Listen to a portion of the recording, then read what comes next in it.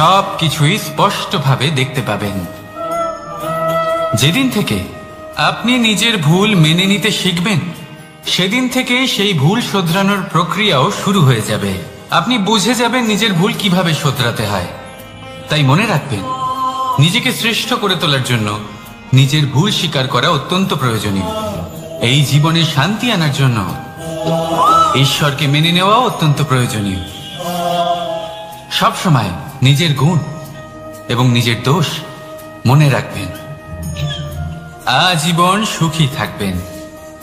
রাধা রাধা। আমরা সবসময় চাই যে এই সংসার আমাদের জ্ঞানী বলবে, বুদ্ধিমান বলবে, বুঝদার বলবে, কিন্তু মূর্খ যেন কেউ না বলে।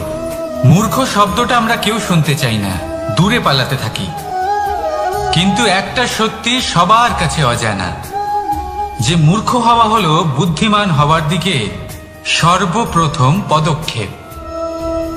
আপনি যত খুশি দিগ্গজ জ্ঞানী মানুষদের সাথে আলাপ করুন, যত ইচ্ছে কথা বলুন, যতই জ্ঞানের কথা আলোচনা করুন, অভিজ্ঞতা মূর্খ হবার পরেই পাওয়া যায়, তাই নয় কি? মূর্খ হবার পরে আপনি এটা বুঝতে পারবেন যে কি করা উচিত নয়। জ্ঞানী ব্যক্তি আপনাকে এটা বলবেন যে কি করা উচিত। আর এই সংসারে কি করা উচিত তার থেকেও অনেক বড় জ্ঞান হলো কি করা উচিত নয়। সেই জন্য সব সময় মনে রাখবেন, আপনার করা কিছু ভুল, আপনাকে যদি কেউ মূর্খ বানিয়ে থাকে, ছল চাতুরি করে থাকে, তাহলে কোনো ব্যাপার নয়। এটা শেষ পর্যন্ত আপনাকে আরো বুদ্ধিমান করে তুলবে। এই মুহূর্তে ধন্যাত্মক থাকুন। এই সংসার আপনাকে অবশ্যই জ্ঞানী বলবে। রাধা রাধা। আপনি কি কখনো একজন মালিকে একটা বাগানের যত্ন নিতে দেখেছেন? যদি কখনো একটা গাছে উই ধরে যায়, মালি তখন শুধু সেই গাছের নয়, সমস্ত বাগানের চিকিৎসা করায়। আপনারা হয়তো বলবেন, এ কেমন মূর্খতা? যখন উই একটা গাছে লেগেছে, সমস্ত বাগানের চিকিৎসা কেন করাতে হবে? এ তো অযথা পরিশ্রম করা। কিন্তু মালি খুব ভালো করে জানে যে উই হয়তো একটা গাছে লেগেছে, কিন্তু তা সমস্ত বাগানকে নাশ করে দিতে পারে।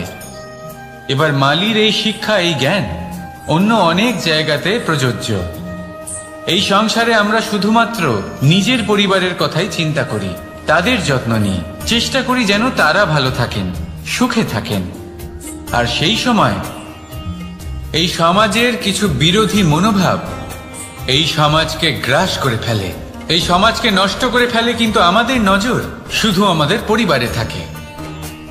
সেই জন্য যখন কথা ওঠে রাষ্ট্রের, দেশের, তখন তার জন্য সিদ্ধান্ত নিতে হবে, তখন তার জন্য ত্যাগ করতে হবে। আর মনে রাখবেন, যে সমস্যায় আসুক তার সমাধান পূর্ণরূপে বাঞ্ছনীয়। এই সংসারে প্রত্যেক ব্যক্তি যদি নিজের পরিবারেরও খেয়াল রাখেন এবং সমাজেরও খেয়াল রাখেন এবং সঠিকভাবে এই দেশেরও খেয়াল রাখেন, তবেই এই দেশ সম্পন্ন হতে পারবে। তাহলে আপনিও সেই প্রয়াস করুন আর আমার সাথে ভালোবেসে বলুন, রাধা রাধা। কথায় বলা হয়, জীবনে ভালোবাসাই হলো সুখের মূল। এটা সত্য। এবার প্রশ্ন হলো এটাই যে এই ভালোবাসা কার সাথে করা উচিত। যদি আপনি কিছুক্ষণের জন্য সুখ পেতে চান, তাহলে ভালোবাসুন নিজের রুচি মতো। যদি আপনি কিছুদিনের জন্য সুখ পেতে চান, ভালোবাসুন নিজের বন্ধুদের।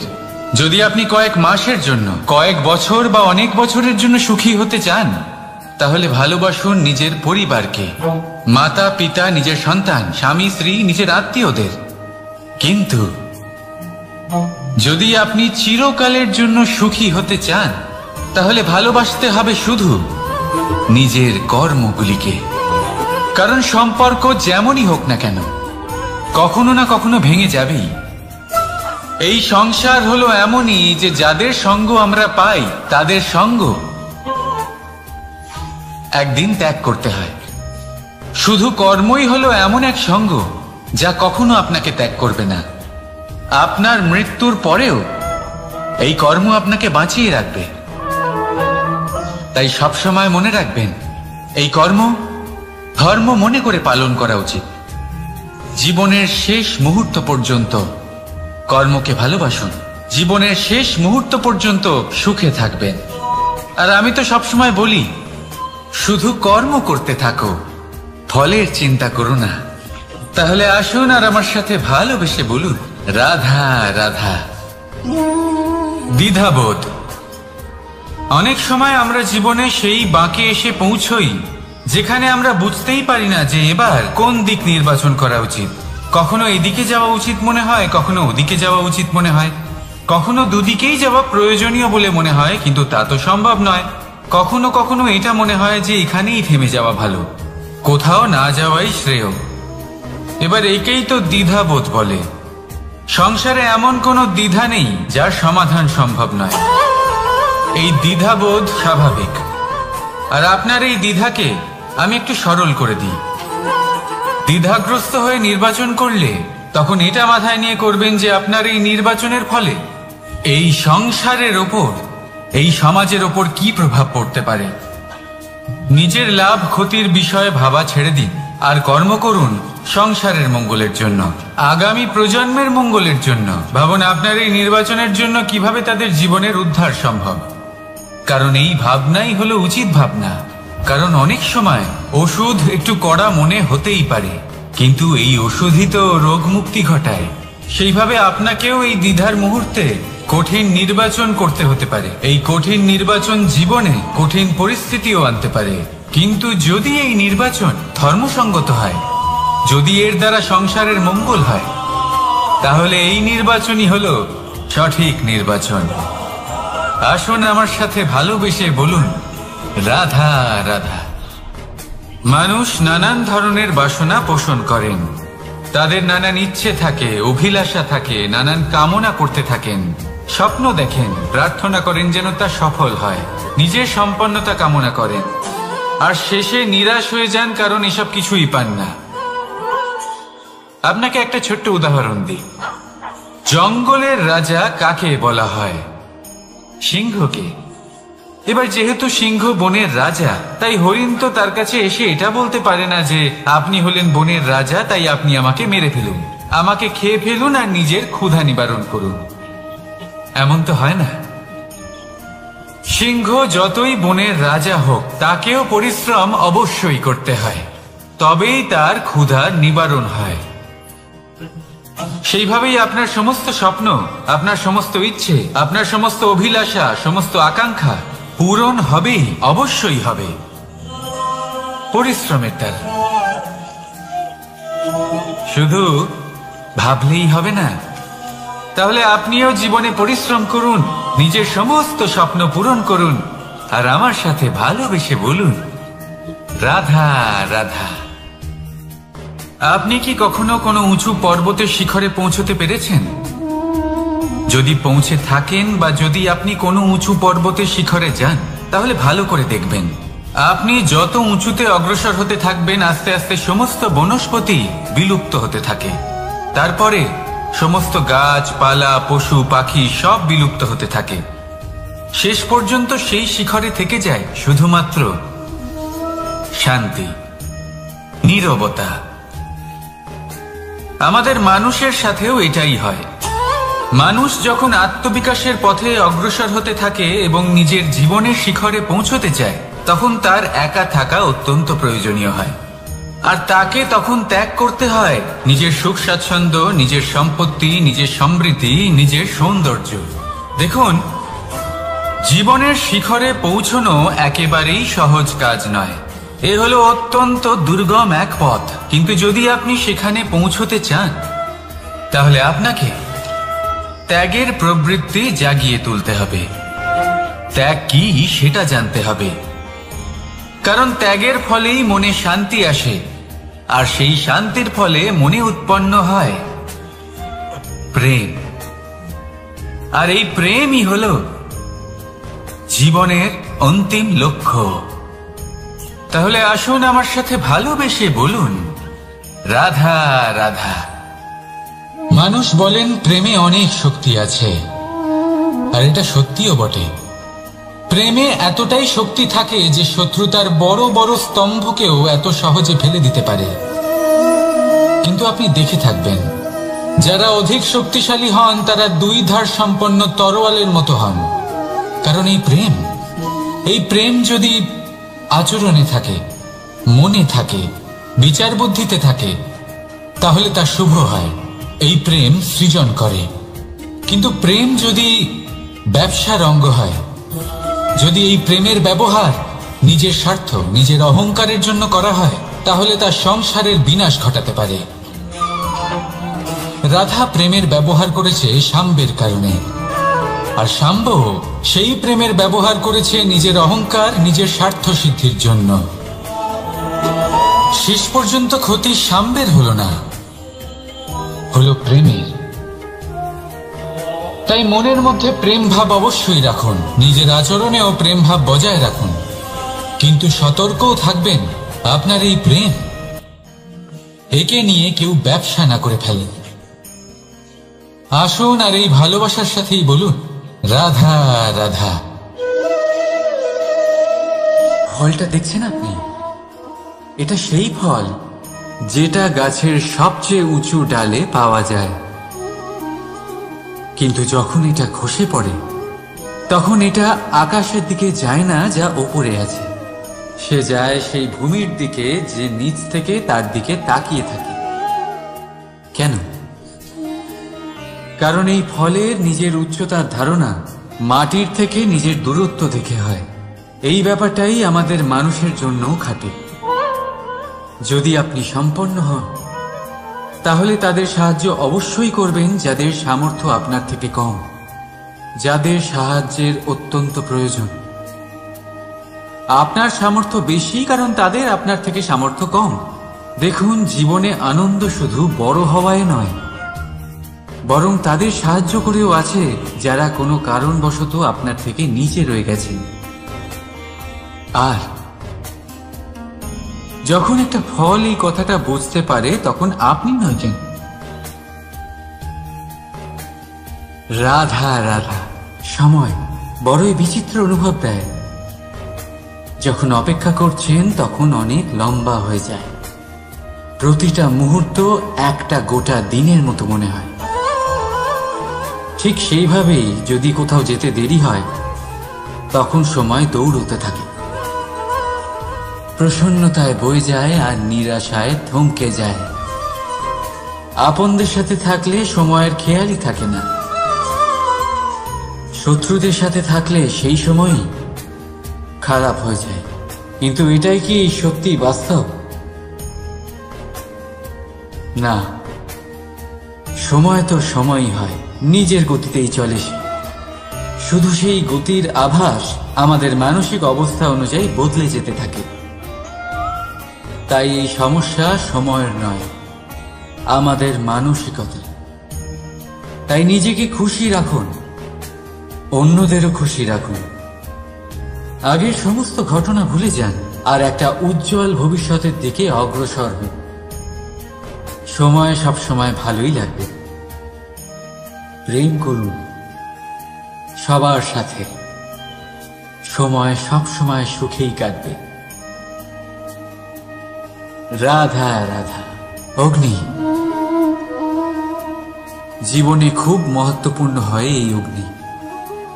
এই অগ্নি উজ্জ্বলতা হয়ে আমাদের জীবিত রাখে। কিন্তু ভাবুন, যদি এই উজ্জ্বলতা ক্রোধের অগ্নি হয়ে দিকভ্রষ্ট হয়, তাহলে কি হবে?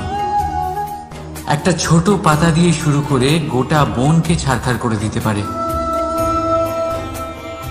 ঠিক সেরকমই মানুষের ক্রোধের আগুনও অন্যদের তো ভস্ম করেই, কিন্তু তার পূর্বে স্বয়ং নিজেকেই ভস্ম করে দেয়।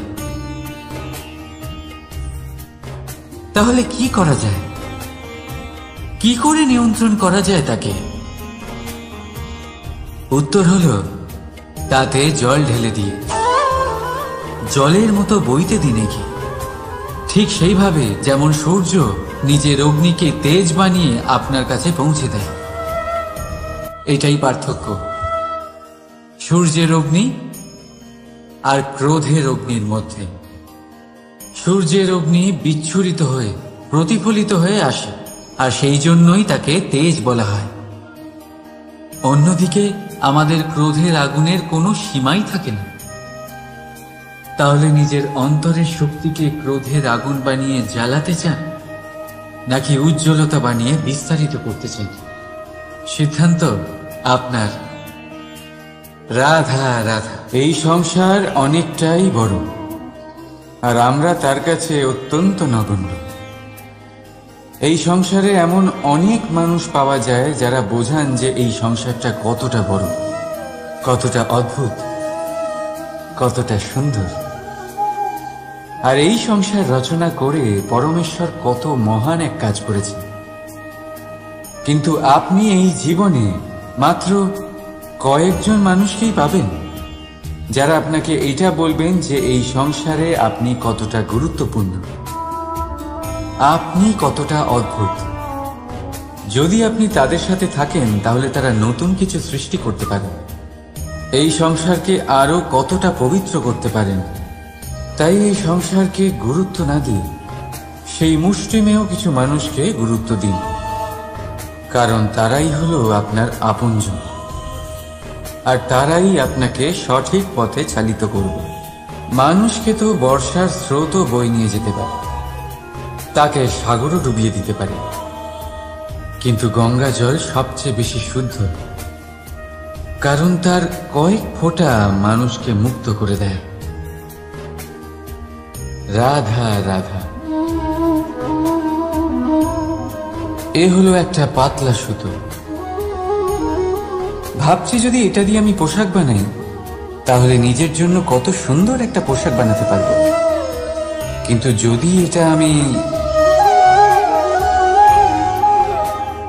চিন্তা করবেন,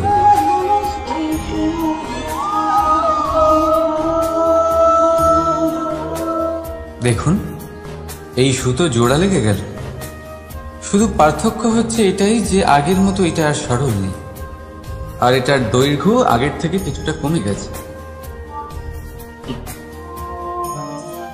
এই সংসারে প্রেমের সাথেও ঠিক এটাই হতে পারে। প্রেমের এই সুতো যা দুই মানুষকে একসাথে বেঁধে রাখবে। অহংকার আর স্বার্থের আঘাত সে সহ্য করতে পারে না, ছিঁড়ে যায়। চেষ্টা করলে আবার এই সম্পর্ক হয়তো জোড়া লাগতে পারে, কিন্তু তা আগের মতো কখনোই থাকে না, কারণ মনে গিট পড়ে যায়। সেই জন্য প্রেমকে স্নেহের সাথে সামলে রাখুন, অহংকার আর স্বার্থের থেকে দূরে থাকুন। রাধা রাধা। আগুন কি করে? জ্বালায়। সেটা কাঠই হোক, কয়লা হোক, বস্ত্র হোক, যাই আপনি আগুনে দেবেন তা ভস্ম হয়ে যাবে। কিন্তু সোনা, যদি আপনি সোনা আগুনে ফেলেন তাহলে তা কুন্দন হয়ে নিজের অস্তিত্ব তৈরি করে। যদি আপনি লোহা গরম করেন তাহলে তা ইস্পাত হয়ে যায়। কেন? কেন হয় এরকম? কারণ তাদের অন্তরের আগুন জ্বালানোর আগুনের থেকে অনেক বেশি তীব্র হয়। এই আগুন হলো পবিত্রতার, এই আগুন হলো নিশ্চয়তার। যদি আপনার লক্ষ্য স্থির থাকে, আপনার ইচ্ছে দৃঢ় হয়, তাহলে কুন্দন হয়ে বেরোবেন, ইস্পাত হয়ে বাঁচবেন, অন্তর থেকে শক্তি পাবেন, আর কেউ আপনার সাথে কোনো অনিষ্ট করতে পারবে না। রাধা রাধা। মানুষের জীবন কি? আপনি বলতে পারেন জন্ম আর মৃত্যুর মধ্যেকার সময়। আর মৃত্যু কখন হয়? যখন মানুষ শ্বাস নেওয়া বন্ধ করে দেয়, হাত পা নাড়ানো বন্ধ করে দেয়, ভাবা ছেড়ে দেয়। এমনটা নয়, মানুষের অন্তর, তার মৃত্যু তখনই হয় যখন তার অন্তরের করুণা শেষ হয়ে যায়। করুণা সেই ভাব যা মানুষকে মানুষ করে তোলে, যা এক মানুষকে আরেক মানুষের কষ্টে তার প্রয়োজনীয়তা অনুভব করে, আর সেটাই তাকে শক্তি দেয় অন্য কাউকে সহায়তা করার জন্য, তাকে পাত্র করে এই সৃষ্টির নিয়ন্তা হবার জন্য। দেখুন, এই সংসারে মৃত্যু কেবলমাত্র একবারই হয়, তাই তার আগে কেন মরব? এই করুণাকে কেন মারব? নিজের মনুষ্যত্ব বজায় রাখুন, মৃত্যুর পরেও আপনি জীবিত থাকবেন। রাধা রাধা। এটা হলো সূচ, আর এটা হলো তলোয়ার। এবারে আপনারা বলুন, আপনাদের দৃষ্টিকোণ থেকে এই দুই বস্তুর মধ্যে কোনটা বেশি শক্তিশালী আর গুরুত্বপূর্ণ হতে পারে? আপনি বলবেন তলোয়ারই সবচেয়ে শক্তিশালী বা গুরুত্বপূর্ণ। আচ্ছা, মানলাম যে তলোয়ার বেশি ভারী হয়। তলোয়ার আপনাকে যুদ্ধে বিজয়ী করে, যুদ্ধে শত্রুর বিনাশ করে, কিন্তু তলোয়ার দিয়ে আপনি কখনো আপনার বস্ত্র সেলাই করতে পারবেন না। যদি আপনার পায়ে কাঁটা ফুটে যায়, তা আপনি তলোয়ার দিয়ে বের করতে পারবেন না। আপনাকে সূচের ব্যবহার করতেই হবে। এবারে বলুন, তলোয়ার পেয়ে যাওয়ার পরে এইভাবে সূচকে হারিয়ে ফেলা কি ঠিক হবে?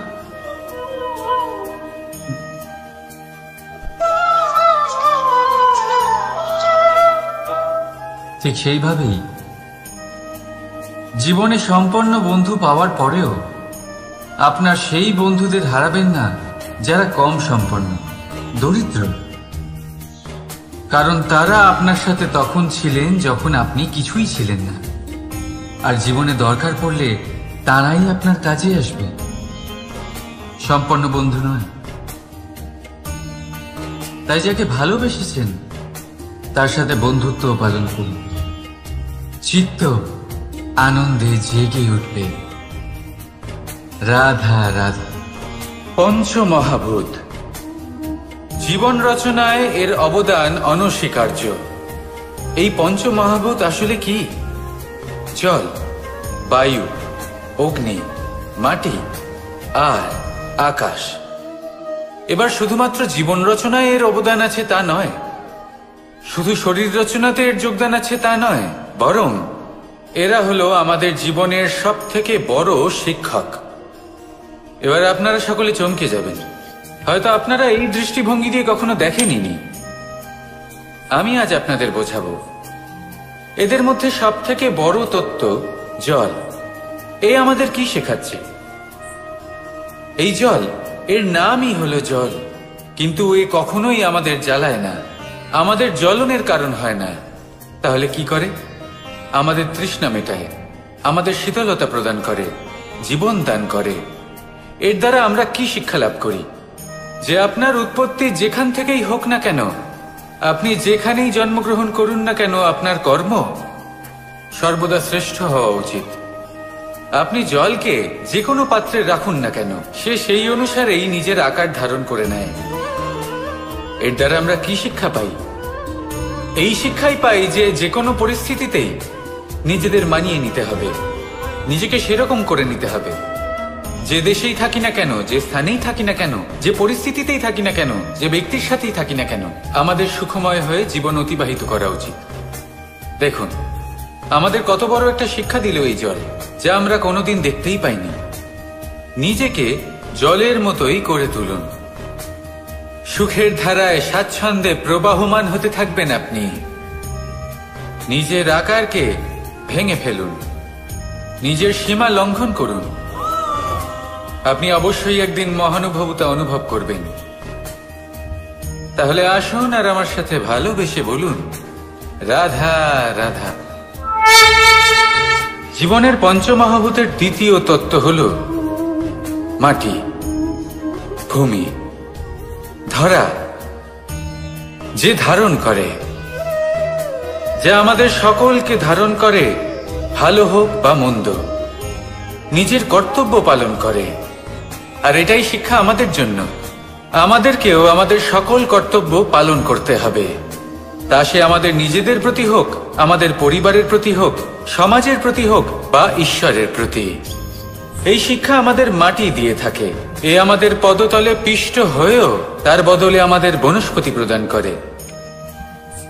অগ্রসর হতে পদক্ষেপ নেওয়ার সময় আমরা পা দিয়েই ধরিত্রীকে পিছনে ঠেলি, কিন্তু এই মাটি আমাদের ঘৃণা করে না। সে আমাদের পরবর্তী পদক্ষেপের জন্য অপেক্ষা করে আর স্বাগত জানায়। আর হয়তো সেই জন্যই এই ধরাকে আমরা ধরিত্রী মাতা বলে থাকি। আর তাই এই পদবী, এই সম্মান, এই ভালোবাসা এর আকার বা এর ভারের জন্য একে প্রদান করা হয় না, প্রদান করা হয় এর স্বভাবের কারণে।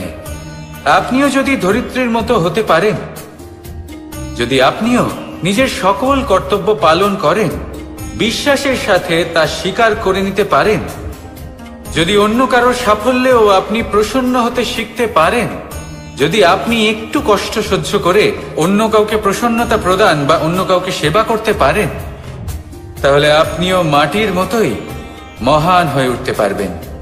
তাহলে আসুন আর আমার সাথে ভালোবেসে বলুন, রাধা রাধা। জীবনের পঞ্চমহাভূতের মধ্যে একটা তত্ত্ব হলো বায়ু। বায়ু যাকে কিনা দেখা যায় না, বরং তাকে কিন্তু আমরা অনুভব করতে পারি। আর একে সব থেকে বেশি অনুভব করতে পারি তখন যখন বায়ু কম থাকে। বায়ু যদি লুপ্ত হয়ে যায়, তাহলে তখনই আমরা বুঝতে পারি যে বায়ু তো নেই, এ তো সমস্যার ব্যাপার। এবার এই বায়ু দ্বারা আমরা কি শিক্ষা পাই? এই বায়ু আমাদের এই শিক্ষা দেয় যে আমাদের কখনোই অহংকার করা উচিত নয়। আমরা সকলেই কখনো না কখনো চাই যে আমাদের শ্রেষ্ঠতা, আমাদের যোগ্যতা, আমাদের মাহাত্ম্য এই সংসার বুঝতে পারুক। আর নিজের মাহাত্ম্য প্রমাণ করার জন্য শক্তি দেখানোর কোনো প্রয়োজন নেই। কারণ যখন কোনো ব্যক্তি, এই সমাজ, এই সংসার আপনাকে নিজের থেকে দূরে করে দেবে, আপনার থেকে দূরে চলে যাবে, তখন আপনার মাহাত্ম্য কি তার আভাস সে নিজে থেকেই অবশ্যই পেয়ে যাবে। আপনার কিছুই করার প্রয়োজন নেই। বায়ুর মতো হয়ে উঠুন, বায়ু যার কিনা কোনো ভার নেই। কিন্তু যখন সময় আসে, যখন সে তুফানের রূপ নেয়, তখন অত্যন্ত বড় বড় বিধ্বংসী কাজ সে করে ফেলে। আর তখন এর শক্তির কোনো তুলনাই হয় না। বায়ু যে নিজের সঞ্চালন দ্বারা পৃথিবীকে প্রাণ দেয়, নিজের পরিবহন দ্বারা এই মেঘ সৃষ্টি করে, এই ধরিত্রীর তৃষ্ণা নিবারণ করে। বায়ুর মতো যদি আপনি হয়ে উঠতে পারেন, তাহলে হালকা হয়ে যাবেন, ওপরে উঠতে পারবেন এই সংসার, এই ভৌতিকতা, এই মোহ মায়া থেকে। আর তখন আপনি বুঝতে পারবেন যে প্রেম কাকে বলে। তখন আপনি বুঝবেন যে দান করাই হলো জীবন। তাহলে আসুন আর আমার সাথে ভালোবেসে বলুন, রাধা রাধা। জীবনের পঞ্চমহাভূতের মধ্যে একটা তত্ত্ব হলো আকাশ। আকাশ যা কিনা নিরাকার, যার কোনো আকার নেই। আকাশ যা হলো অনন্ত। আর আমাদের সবসময় মনে হয় যে এই আকাশ আমাদের সাথে জড়িয়ে রয়েছে। কেন? এবার এই আকাশ আমাদের জন্য কি না করে। আকাশ আমাদের ওড়বার স্বাধীনতা দেয়। আকাশ মেঘকে ধারণ করে যাতে আমাদের তৃষ্ণা মিটতে পারে। এই আকাশ সূর্য এবং চন্দ্রকে তার যথাস্থান দেয় যাতে আমরা প্রকাশও পেতে পারি, আবার অন্ধকারও, যাতে আমাদের জীবনে সামঞ্জস্য বজায় থাকে। আকাশের থেকে অনেক কিছুই শেখার রয়েছে। যদি আমরাও আকাশের মতো হতে পারি, আমাদের আপনজনদের সেই স্বাধীনতা দিতে পারি যাতে তারা উঠতে পারেন, যাতে তারা নিজেদের স্বপ্ন পূরণ করতে পারেন, যার ফলে তারা নিজেরাই এই জীবনকে অনুভব করতে পারেন, নিজের পায়ে দাঁড়াতে পারেন, তাহলে ভাবুন আমাদের অস্তিত্ব কতটা বড় হয়ে যাবে। যদি আপনি আকাশের মতো হতে পারেন, তাহলে আপনিও আকাশের মতোই অনন্ত হয়ে উঠবেন। তাহলে আসুন আর আমার সাথে ভালোবেসে বলুন, রাধা রাধা। জীবনের পঞ্চমহাতত্ত্বের মধ্যে পঞ্চম তত্ত্ব অগ্নি। অগ্নি যা জ্বালাতে সাহায্য করে, কিন্তু তা উত্তাপও প্রদান করে। নিশ্চিত রূপে অগ্নি আমাদের জ্বালিয়ে দিতে পারে, কিন্তু আপনি কি কখনো এটা ভেবে দেখেছেন যে আগুন, তাকে নিজেকে কতটা জ্বলতে হয়, তাকে নিজেকে কতটা তাপ সহ্য করতে হয়। ও নিজে জ্বলে আমাদের উত্তাপ প্রদান করার জন্য, ও নিজে জ্বলে আমাদের ঊর্জা দেবার জন্য, আমাদের আলো দেবার জন্য, অন্ধকার পথ দেখানোর জন্য। শত্রুর সাথে মোকাবিলা করার জন্য আমাদের সাহায্য করে নিজে জ্বলে। যখন আমরা কোনো দেবতার জন্য যজ্ঞ করি, তখন দেবতার ভোজন গ্রহণ করার নিমিত্ত হয় এই অগ্নি। কত কিছু ওকে সহ্য করতে হয় আমাদের এত কিছু দেবার জন্য। আপনিও আগুনের মতো হয়ে উঠুন, নিজে কষ্ট সহ্য করুন অন্যকে সাহায্য করার জন্য, তাদের জীবন উদ্ধার করার জন্য, নিজের প্রিয়জনের জন্য, নিজের পরিবারের জন্য, নিজের মাতা পিতার জন্য, এই সমাজের জন্য। নিজে কষ্ট সহ্য করুন, প্রকাশের কেন্দ্রবিন্দু হয়ে উঠুন, আর সকলকে পথ প্রদর্শন করুন, সবাইকে পথ দেখান। যেদিন আপনি আগুনের মতো হয়ে উঠবেন, সেই দিন ঠিক যেমন অগ্নিকে পুজো করা হয়, আপনিও সেইভাবে পূজনীয় হয়ে উঠবেন। যেমন সকল শুভকর্মে, সকল যজ্ঞে, সকল পুজোতে অগ্নিকে স্মরণ করা হয়, সেইভাবেই সকল শুভকর্মে আপনাকেও স্মরণ করা হবে। আর যেদিন আপনি এরকম হয়ে উঠবেন, সেই দিন জীবনের বাস্তব মর্ম কি আপনি তা বুঝতে পারবেন। তাহলে আসুন আর আমার সাথে ভালোবেসে বলুন, রাধা রাধা। পঞ্চমহাতত্ত্ব, পঞ্চমহাভূত, এদের বিষয়ে আমি আপনাদের সবকিছুই বলে দিয়েছি। কেন? এরা আমাদের জীবনের সব থেকে বড় শিক্ষক। আর এদের থেকে আমরা কি শিক্ষা পাই? নিশ্চিত রূপে এই পঞ্চমহাতত্ত্ব আমাদের দেহের নির্মাণ করে, কিন্তু একটা ষষ্ঠ মহাতত্ত্ব রয়েছে, এমন এক তত্ত্ব যার না কোনো ভার আছে, না কোনো পরিমাণ আছে, কিন্তু তা হলো অত্যন্ত গুরুত্বপূর্ণ, ভাবনা। কেউ একে আত্মা বলে, কেউ একে বিবেক বলে, কেউ একে প্রাণ বলে, আর কেউ বলে চেতনা। এবার এই চেতনা যখন পঞ্চমহাতত্ত্বের সাথে জুড়ে যায়, এক হয়ে যায়, তখন মানুষের জীবনের নির্মাণ হয়। এবার আপনার দেহের নির্মাণ জন্ম থেকেই পঞ্চমহাতত্ত্ব করে দেয়, কিন্তু এই ভাবনা, এই চেতনা, একে আপনি নিজেই এগিয়ে নিয়ে যেতে পারেন। একে দিশা দেখাতে হবে, এর বিকাশ আপনাকেই করতে হবে। কিভাবে? তা আপনার উপর নির্ভর করছে। আপনি এর সদ্ব্যবহারও করতে পারেন, দুর্ব্যবহারও করতে পারেন। এমন এক দিশা দিতে পারেন, এমন সদ্ব্যবহার করতে পারেন যে আপনি নিজেই কোনোদিন ভগবত গীতার জ্ঞান দিলেন। এমন দুর্ব্যবহার করতে পারেন, এমন দিশাও দিতে পারেন যে আপনি হয়তো শকুনের মতোই মহাভারত রচনা করলেন। এই চয়ন আপনারই। শুধু এই চেতনার শুদ্ধতার দিকে বিশেষ নজর রাখতে হবে। যদি এই চেতনা শুদ্ধ হয়, তাহলে প্রেম থাকবে, আর যদি এই চেতনা অশুদ্ধ হয়, তাহলে বিদ্বেষ হবে। আর আমার মতে সুখ এবং শান্তি প্রেমের দ্বারাই লাভ হবে, বিদ্বেষ দ্বারা নয়। তাহলে আসুন আর আমার সাথে ভালোবেসে বলুন, রাধা রাধা।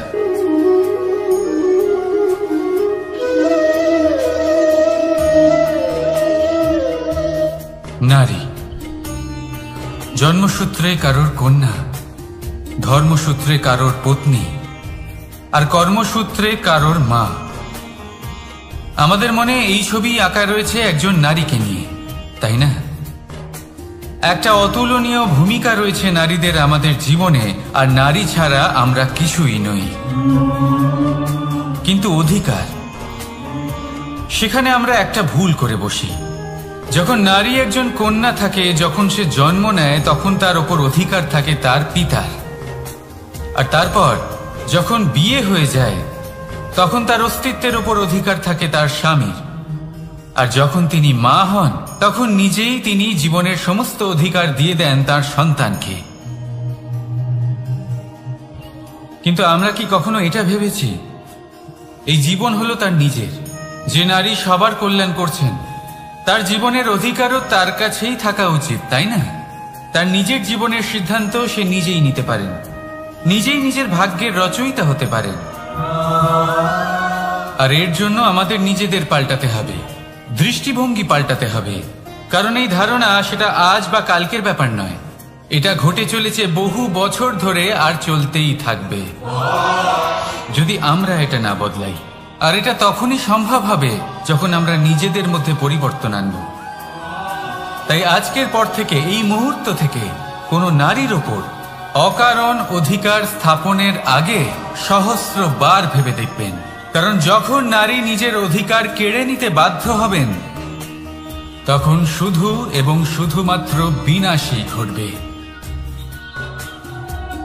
রাধা রাধা।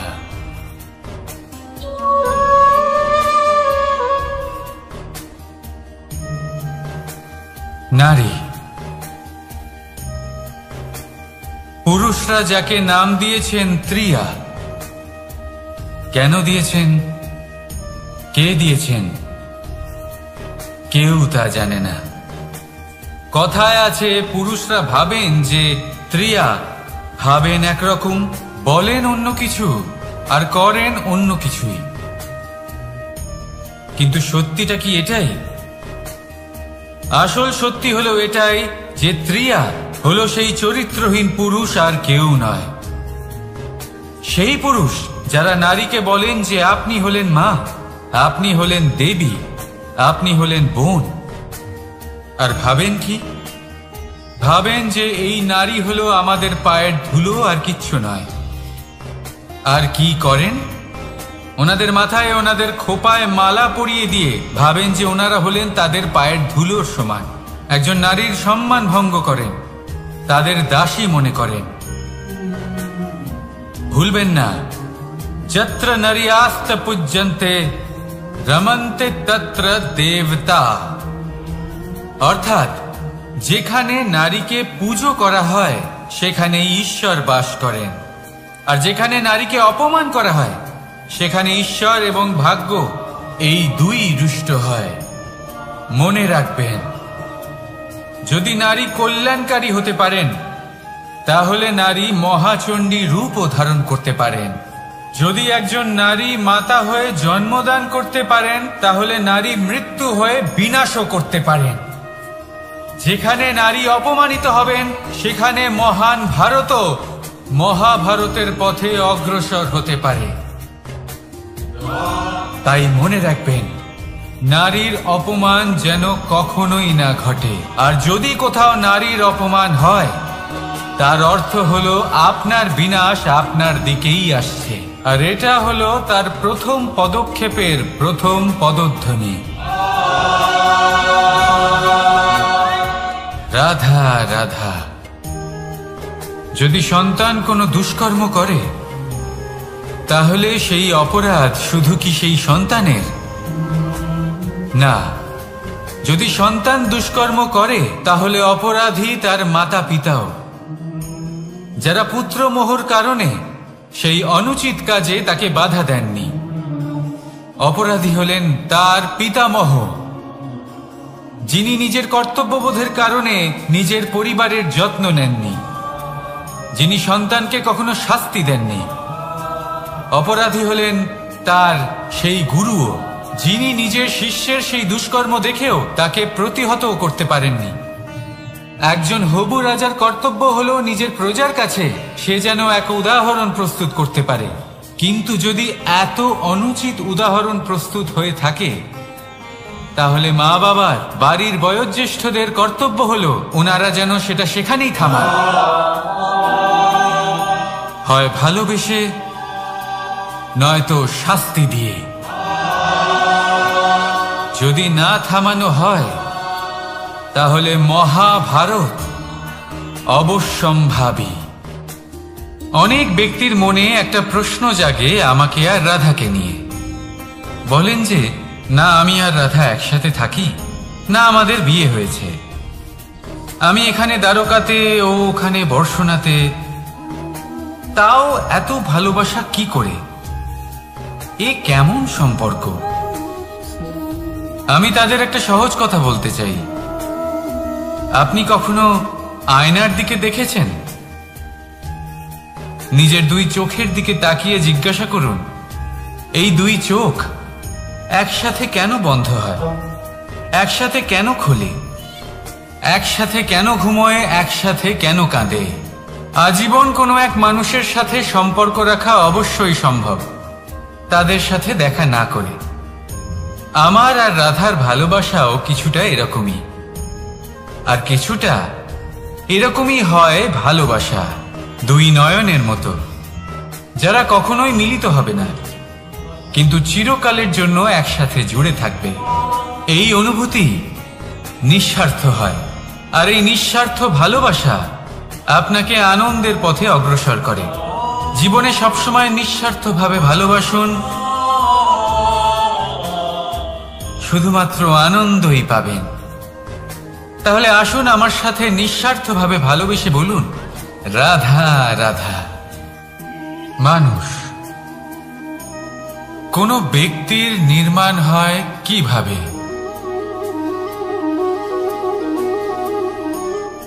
কেউ বলবেন পঞ্চতত্ত্বের দ্বারা, কেউ বলবেন আত্মা, দেহ ও চেতনার দ্বারা, কেউ বলবেন ঈশ্বরের কৃপার দ্বারা, তো কেউ বলবেন এই প্রকৃতির পরীক্ষার দ্বারা।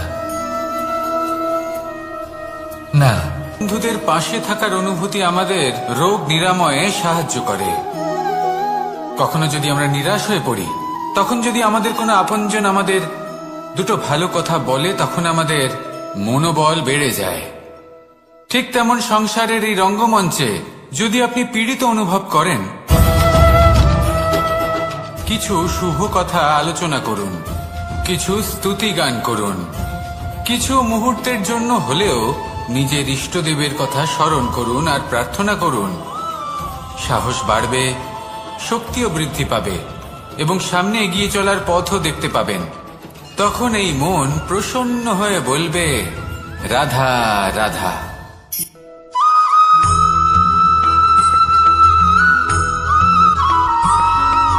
প্রত্যেক মানুষ নিজের জীবনে হীরক তথা হীরে এবং দর্পণ এই দুই দেখেছেন। এই দুই হলো সাদা এবং এরা দুজনেই আলোর প্রতিফলন ঘটায় এবং এরা দুজনেই উজ্জ্বল হয়ে ওঠে। আপনি হয়তো মনে মনে ভাবছেন যে এটা কি ধরনের তুলনা করছি। একটা হীরে তো রত্ন, তার মূল্য দর্পণের থেকে অনেক গুণ বেশি। কিন্তু হীরে থাকাতে দর্পণের মূল্য কিন্তু কোনো অংশে কমে যায় না, তাই না?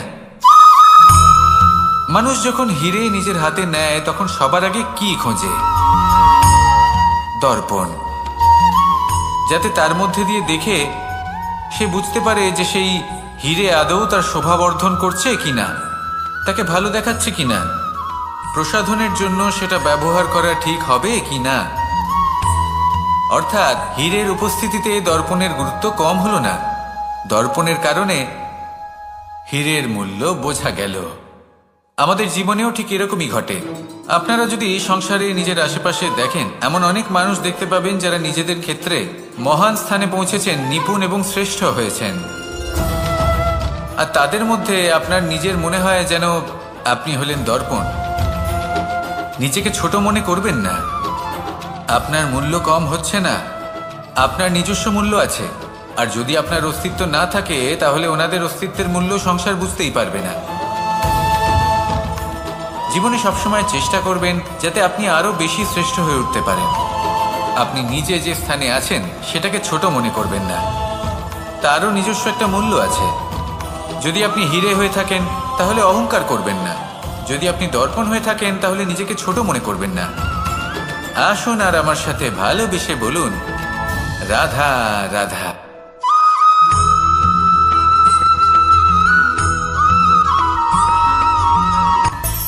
মানুষের মধ্যে একটা বিচিত্র প্রবৃত্তি থাকে, অন্য সকলের বিষয়ে, তাদের জীবনের বিষয়ে, তাদের ব্যক্তিত্বের বিষয়ে, তাদের ভবিষ্যতের বিষয়ে অনুমান করা। এটা হলো অনুচিত। কারোর অতীতকালকে দেখে লোকে ভবিষ্যৎ বলে দিতে পারেন, বর্তমানকে দেখে ভবিষ্যতের বিষয়ে অনুমান করে ফেলেন। উদাহরণ দিতে হলে বলবো, কোনো দাসকে দেখুন, ওকে দেখে লোকে বলে যে ওর ভবিষ্যৎ সেটাই হতে পারে, অনুমান করে ফেলেন। আর এই রাজাকে দেখুন, উনি তো কত সুখী হবেন, উনি তো জগতের সব থেকে অধিক সুখী মানুষ, কত সুখ সুবিধা আছে ওনার কাছে, ধারণা করে ফেলেন। তবে সত্য তো এটাই যে কারোর ব্যক্তিত্বের বিষয়ে, তাদের ভবিষ্যতের বিষয়ে আপনি পূর্ণ সত্য কখনোই বলতে পারবেন না, শুধু অনুমান করতে পারবেন। আর এই অনুমান করে সত্যি কোনো লাভ হয় না, কারণ এই কাল সেটা হলো অত্যন্ত শক্তিশালী।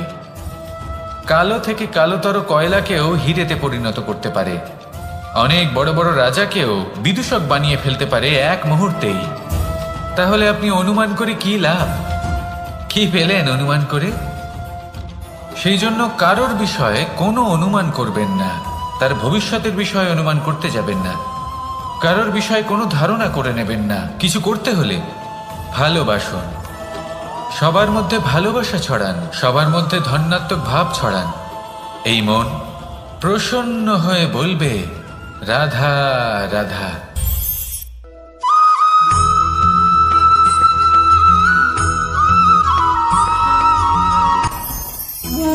ভোজন। এবার ভোজন সংগ্রহ করার জন্য মানুষ কি না করেন, সব সময় চেষ্টা করতে থাকেন। ফসল উৎপাদনের জন্য অনেক পরিশ্রম করতে থাকেন, কিন্তু অনেক সময় অনেক পরিশ্রম করার পরেও ফসল ভালো উৎপাদন হয় না। এর কারণ কি? কারণ হলো এটাই যে আপনি পরিশ্রম হয়তো অনেক করেছেন, কিন্তু আপনার নজর তো সেই বীজের দিকে ছিলই না যা আপনি রোপণ করেছেন। সেই জন্য সব সময় কোনো বীজ রোপণ করার আগে তাকে পরখ করে দেখুন, তা অত্যন্ত আবশ্যক। আর সেইভাবেই যখনই কোনো কর্মের প্রশ্ন আসে, তাহলে সেখানে শুধুমাত্র পরিশ্রম যথেষ্ট নয়, সেই কাজের প্রতি আপনার কর্তব্য কি, আপনার উদ্দেশ্য কি, সেটা জানা হলো অত্যন্ত গুরুত্বপূর্ণ। তাই কর্ম করুন, কিন্তু সেই কর্মের প্রতি আপনার যা উদ্দেশ্য তার মাহাত্ম্য বুঝতে চেষ্টা করুন। তাহলে আসুন আমার সাথে ভালোবেসে বলুন রাধা রাধা।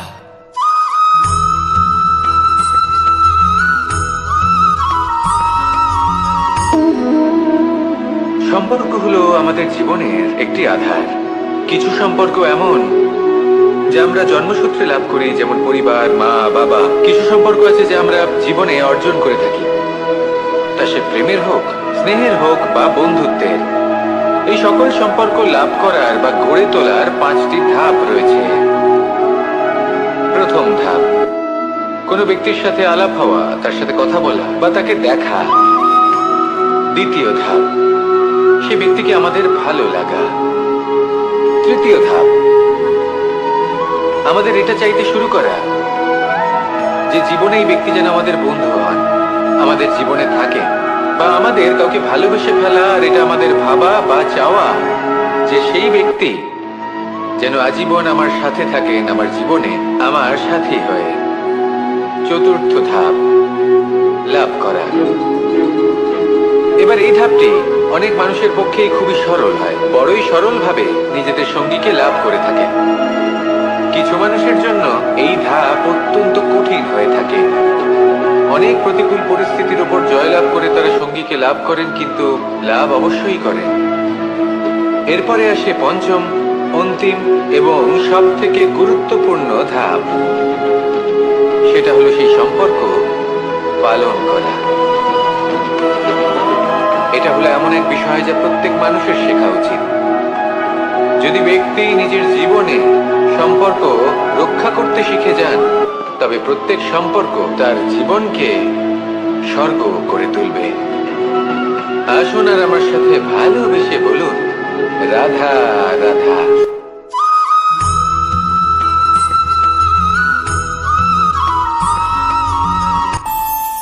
আমাদের মনে যখন কোনো প্রশ্ন ওঠে, কোনো দ্বন্দ্ব জাগে, তখন আমরা যাই আমাদের গুরুর কাছে, আমাদের আরাধ্যের কাছে গিয়ে জিজ্ঞেস করি।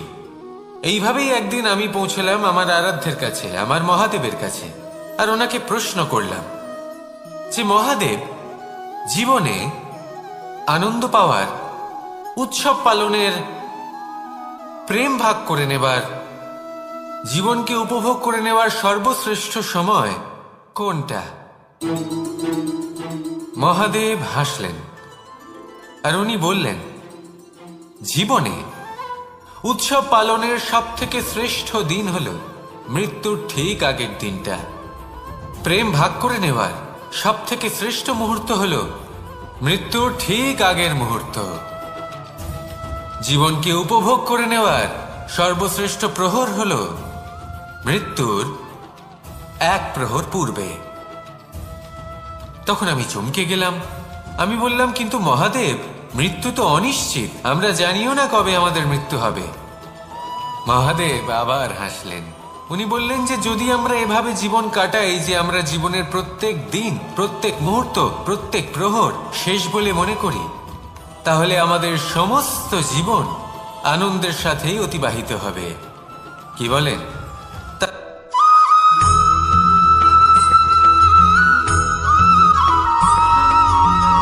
এই সংসারে কোনো বস্তু হোক বা ব্যক্তি হোক, তার একার গুরুত্ব কিন্তু খুব বেশি নয়। একটা উদাহরণ হিসেবে বৃষ্টির ফোঁটাকে ভেবে দেখুন। যদি একটি বৃষ্টির ফোঁটা হয় তাহলে তার খুব বেশি গুরুত্ব থাকে না, কিন্তু যখন সহস্র বৃষ্টির ফোঁটা মেঘের মধ্যে দিয়ে ঝরে পড়ে তখন সেটা বর্ষার রূপ ধারণ করে। সেই বর্ষা যা এই প্রকৃতিকে শান্ত করে। সেইভাবেই পাথরের ছোট টুকরো, তার খুব বেশি গুরুত্ব থাকে না, কিন্তু যখন অসংখ্য পাথরের টুকরো একত্রিত হয় তখন তা পর্বতের আকার ধারণ করে। সেইভাবেই কিছু মানুষ যখন একত্রিত হন তখন তৈরি হয় পরিবার, কিছু পরিবার যখন একত্রিত হয় তখন তৈরি হয় সমাজ, যখন অনেক সংখ্যক সমাজ একত্রিত হয় তখন তৈরি হয় রাজ্য। এবার এই রাজ্যের সব থেকে গুরুত্বপূর্ণ ব্যক্তি হতে পারেন রাজা, কিন্তু তাও সেই রাজা একা কিছু করতে পারেন না। যুদ্ধ লড়ার সময় তারও নিজের সৈন্যদলকে প্রয়োজন পড়ে। কিন্তু এই সংসারে এমন একজন ব্যক্তি আছেন যিনি একাই সব কাজ করতে থাকেন, এবং সেই ব্যক্তি হলেন মা। আমাদের জীবনে একজন পিতার ভূমিকা কিন্তু নিঃসন্দেহে অমূল্য, কিন্তু আমাদের সকলের জীবনে যে ভূমিকা একজন মায়ের তা অন্য কারোর থাকে না। একজন মা একাই সন্তানকে বড় করতে পারেন, সংস্কারী করে তুলতে পারেন, তার জন্য পরিশ্রম করেন। আর এত কিছু কাজ করার পরেও তার কাজের জন্য তিনি প্রশংসা অবশ্য পান না। উল্টে যদি সেই সন্তান অনুচিত পথে চালিত হয়, অনুচিত কর্ম করে, তখন সেই মাকেই অপবাদের পাত্র হয়ে উঠতে হয়। আমাদের জীবনে মায়ের যোগদান কতটা সেটা বুঝুন। আপনাকে বড় করে তোলার জন্য উনি কতটা পরিশ্রম করেছেন সেটা বুঝুন। আজ থেকে, এখন থেকে, এই মুহূর্ত থেকে মাকে সম্মান করতে শিখুন। যখন সময় পাবেন, যখন সুযোগ হবে, তখন তার প্রশংসা করুন, ওনারও ভালো লাগবে।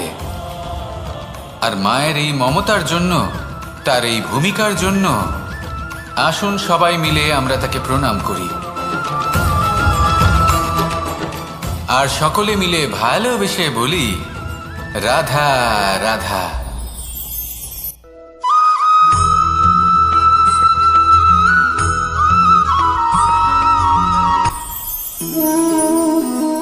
শক্তি এক অত্যন্ত বিচিত্র বস্তু, বা বলতে পারেন অনুভূতি।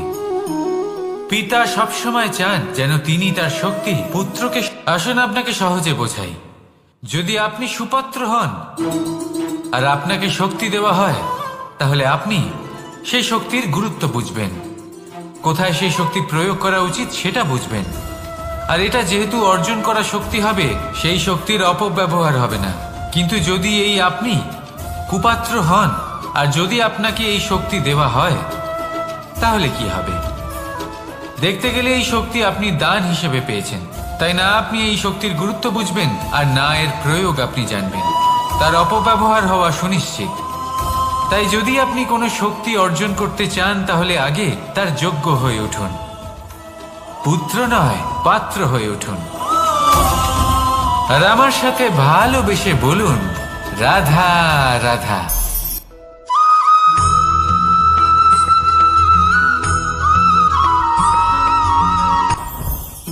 জীবনে কিছু শেখা অত্যন্ত গুরুত্বপূর্ণ। এবার কি কি শিখতে হবে সেই সব শেখানোর জন্য অনেক শিক্ষক রয়েছেন, কিন্তু কি শিখবেন না আর কি করবেন না, এটা আমাদের নিজের অভিজ্ঞতা দিয়ে শিখতে হয়। কিন্তু তার মানে এটা নয় যে যদি আপনাকে শিখতে হয় যে আগুনের তাপ কতটা, আপনাকে আগুনের মধ্যে হাত দিতে হবে। না, অন্য কারোর অভিজ্ঞতা দ্বারাও শিখতে পারেন। প্রশ্ন শুধুমাত্র একটাই যে আপনি কি শিখতে চান নাকি চান না। যদি আপনি এটাই ভাবেন যে আমি শুধুই নিজের অভিজ্ঞতা দ্বারাই শিখতে চাই, তাহলে জীবনকাল ছোট মনে হবে, অনেক কিছুই শিখতে পারবেন না। তাই নিজের সাথে সাথে বড়দের অভিজ্ঞতার দ্বারাও শেখা শুরু করে দিন। এই সংসারের অভিজ্ঞতা দ্বারা শিখতে শুরু করে দিন। আর এটা নিশ্চিত রূপে শেখা আবশ্যক যে কখন কি করবেন না, কোথায় থামতে হবে আর কোথায় থামবেন না। তাহলে আসুন আর আমার সাথে ভালোবেসে বলুন, রাধা রাধা।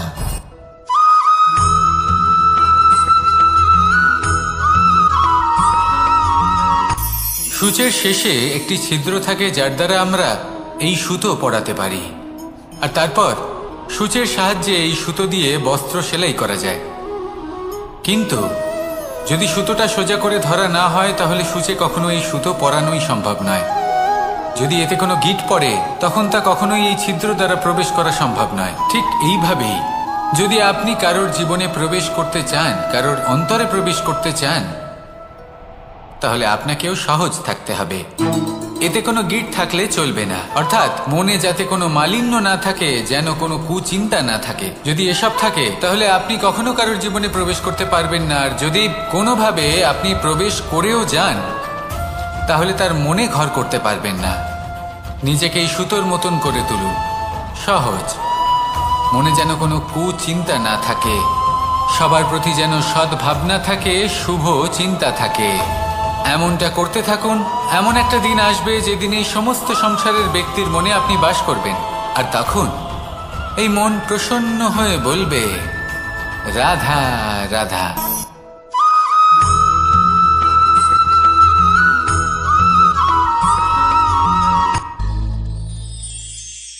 শিশিরের বিন্দু পাতার ওপর পড়ে আর তার গায়ে লেগে থাকে। পাতা তাকে শুষে নিতে পারে না, আর শেষ পর্যন্ত সে ঝরে পড়ে যায়। অন্যদিকে রয়েছে মেঘ এবং চাতক। এদের মধ্যে অনেক দূরত্ব থাকে। মেঘ থাকে আকাশে আর চাতক থাকে ধরিত্রীতে। কিন্তু যখন এই মেঘ থেকে বৃষ্টি ঝরে পড়ে, এই চাতক কিন্তু সেই জলই পান করে, নয়তো সে তৃষ্ণার্ত থেকে যায়। এবার অন্যদিকে দেখলাম শিশির বিন্দু আর পাতার এই সম্পর্ক। এরা খুব কাছাকাছি থাকে, ঘনিষ্ঠও থাকে। অন্যদিকে রয়েছে মেঘ এবং চাতকের সম্পর্ক, যাদের মধ্যে অনেক দূরত্ব থাকা সত্ত্বেও তারা খুব ঘনিষ্ঠ, তাই না? এই সারমর্ম খুব সরল। এই নৈকট্য, এই দূরত্ব, তা আপনার সম্পর্কে প্রভাব কিছুতেই ফেলতে পারে না। এই নৈকট্য, এই দূরত্ব, এইসব হলো শুধুমাত্র মনের ব্যাপার। কখনো আপনি অনুভব করেছেন আপনি কারোর থেকে অনেক অনেক দূরে আছেন, অনেক দূরে আছেন, তাও সেই ব্যক্তির প্রতি আপনি টান অনুভব করেন। সেখানে আপনি কারোর সাথে প্রত্যেক দিন অতিবাহিত করেন, সমস্ত জীবন অতিবাহিত করেন, সব থেকে বেশি সময় তার সাথে অতিবাহিত করেন, তাও তার প্রতি সেই টান অনুভব করেন না। এই সংকেত হলো মনের দূরত্বের। তাহলে মনের এই দূরত্ব দূর করুন আর আমার সাথে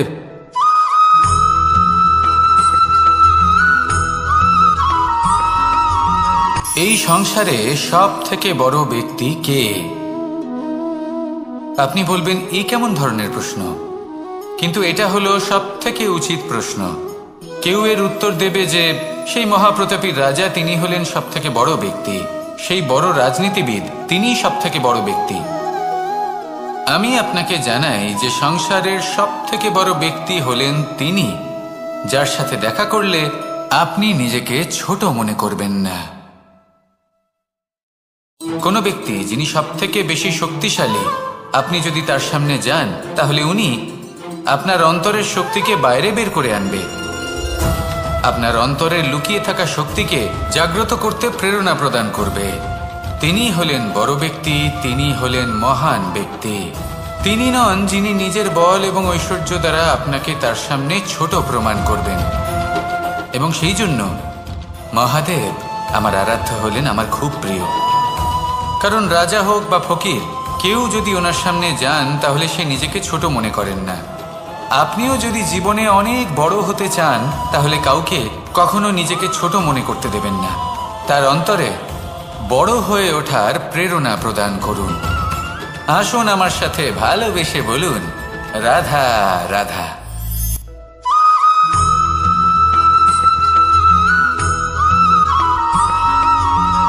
যখন আমরা কোনো বনে প্রবেশ করি তখন এই সবুজ ঘাস দেখে, এই কোমল ঘাস দেখে আমাদের মন প্রফুল্ল হয়ে ওঠে।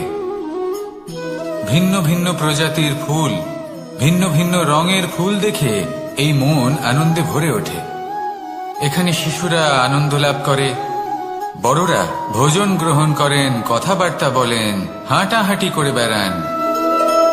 এবার ভেবে দেখুন, যখন এই উপবনের নির্মাণ হয়েছিল সেই সময় যদি এই মাটিকে সঠিকভাবে খনন না করা হতো, যদি তাতে সঠিকভাবে বীজ রোপণ না করা হতো, যদি কোনো সংঘর্ষ না হতো, পরিশ্রম না করা হতো, যদি চলতে চলতে পায়ে কাঁটা না বিঁধে যেত, তাহলে এই সুন্দর বন দেখে আমরা কি এই আনন্দ লাভ করতে পারতাম?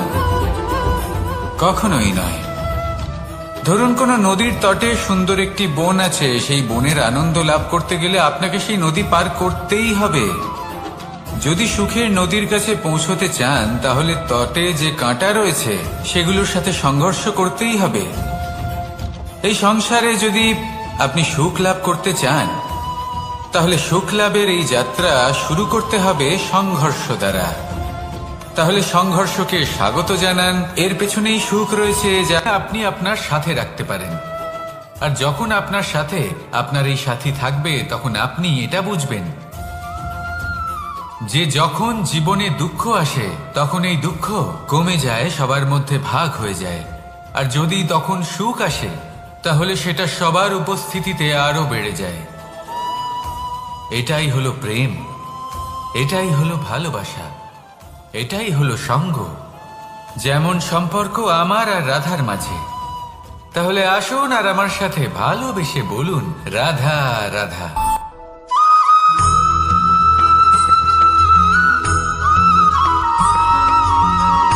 জীবন কিসের উপর নির্ভরশীল? ধনের ওপর, বৈভবের অনুভব যদি আপনি করতে চান, তাহলে তা পাবেন শুধু একতার দ্বারা, সংগঠনের দ্বারা। যদি আপনাকে উদাহরণ দিই, নিজের এই হাতটাকে দেখুন, 5টা আঙুল রয়েছে। কোনো একটা বস্তুকে নিজের একটা আঙুল দ্বারা তুলে ধরার চেষ্টা করে দেখুন, বড়ই কষ্ট হবে। তখন আপনি বুঝতে পারবেন, যখন এই 5টি আঙুল একত্রিত হয়, তখন কোনো কাজ কতটা সহজ হতে পারে। এটাই হলো শক্তি, একতার। সব থেকে ভালো উদাহরণ যদি আপনাকে দিই, তাহলে বাঁশি। এই বাঁশি থেকে অত্যন্ত মধুর সুর নির্গত হয়, যা সবার মন প্রসন্ন করে দেয়। এই কথা সত্যি। কিন্তু এই বাঁশি আমি একটা বা দুটো আঙুল দিয়ে বাজাতে পারবো না।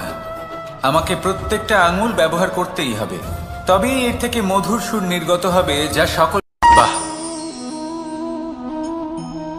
পুষ্পের সুবাস আমার খুব ভালো লাগে। অত্যন্ত সুন্দর হয় এই পুষ্প। এইভাবে চারিদিকে পুষ্প দেখে মন আনন্দিত হয়ে ওঠে। এবার আপনারা ভেবে দেখুন, আমার চারিদিকে পুষ্প নয়, আগুন আছে। তাহলে কি হবে? আমার শরীর কি জ্বলে যাবে না? অবশ্যই জ্বলবে। শরীরকে কি আগুনের তাপ সহ্য করতে হবে না? অবশ্যই সহ্য করতে হবে। এটাই হলো প্রকৃতির নিয়ম। এই নিয়ম কিন্তু আমরা সবাই জানি, কিন্তু আমাদের মধ্যে বেশিরভাগ মানুষ এই বিভ্রান্তি নিয়ে বাঁচি যে এই যে প্রকৃতির নিয়ম, তা আমার ওপর প্রযোজ্য নয়। তা কিন্তু নয়। আমাদের চতুর্দিকে এই যে নিসর্গ রয়েছে, আমরা তার কতটা ক্ষতি করি সেটা একবার ভেবে দেখুন। আমরা বনাঞ্চল জ্বালিয়ে দিই, বায়ু দূষিত করি, জল দূষিত করি, প্রাণীদের হত্যা আমরা করি। কেন?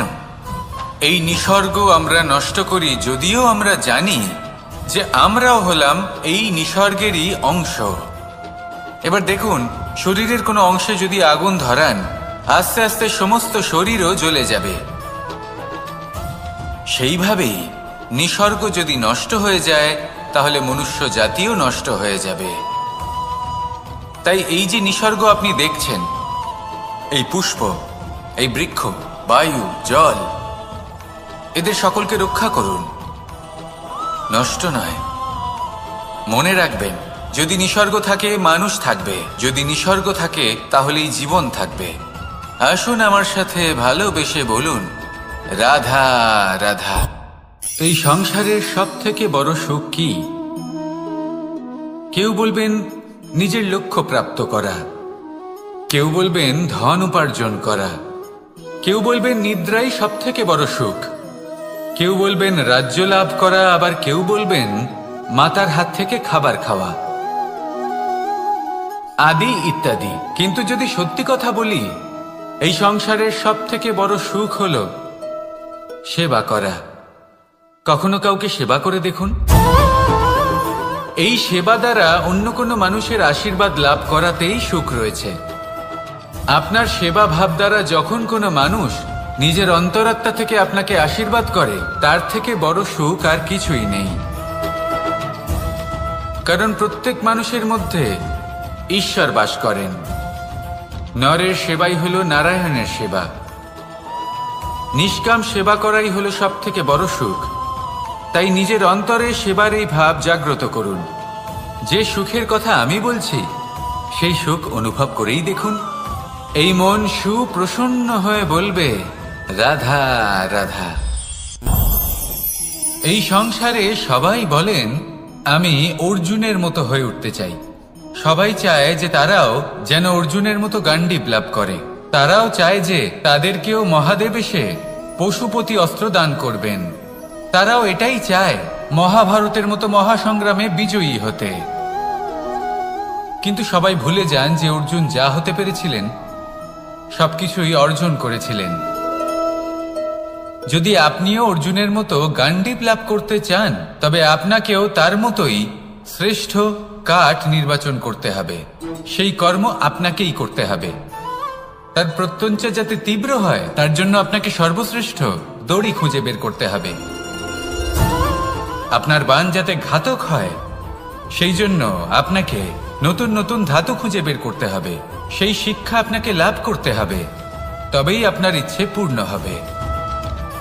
অর্জুন হওয়া বড়ই সরল, যদি আপনি কিভাবে অর্জন করতে হয় তা জানেন।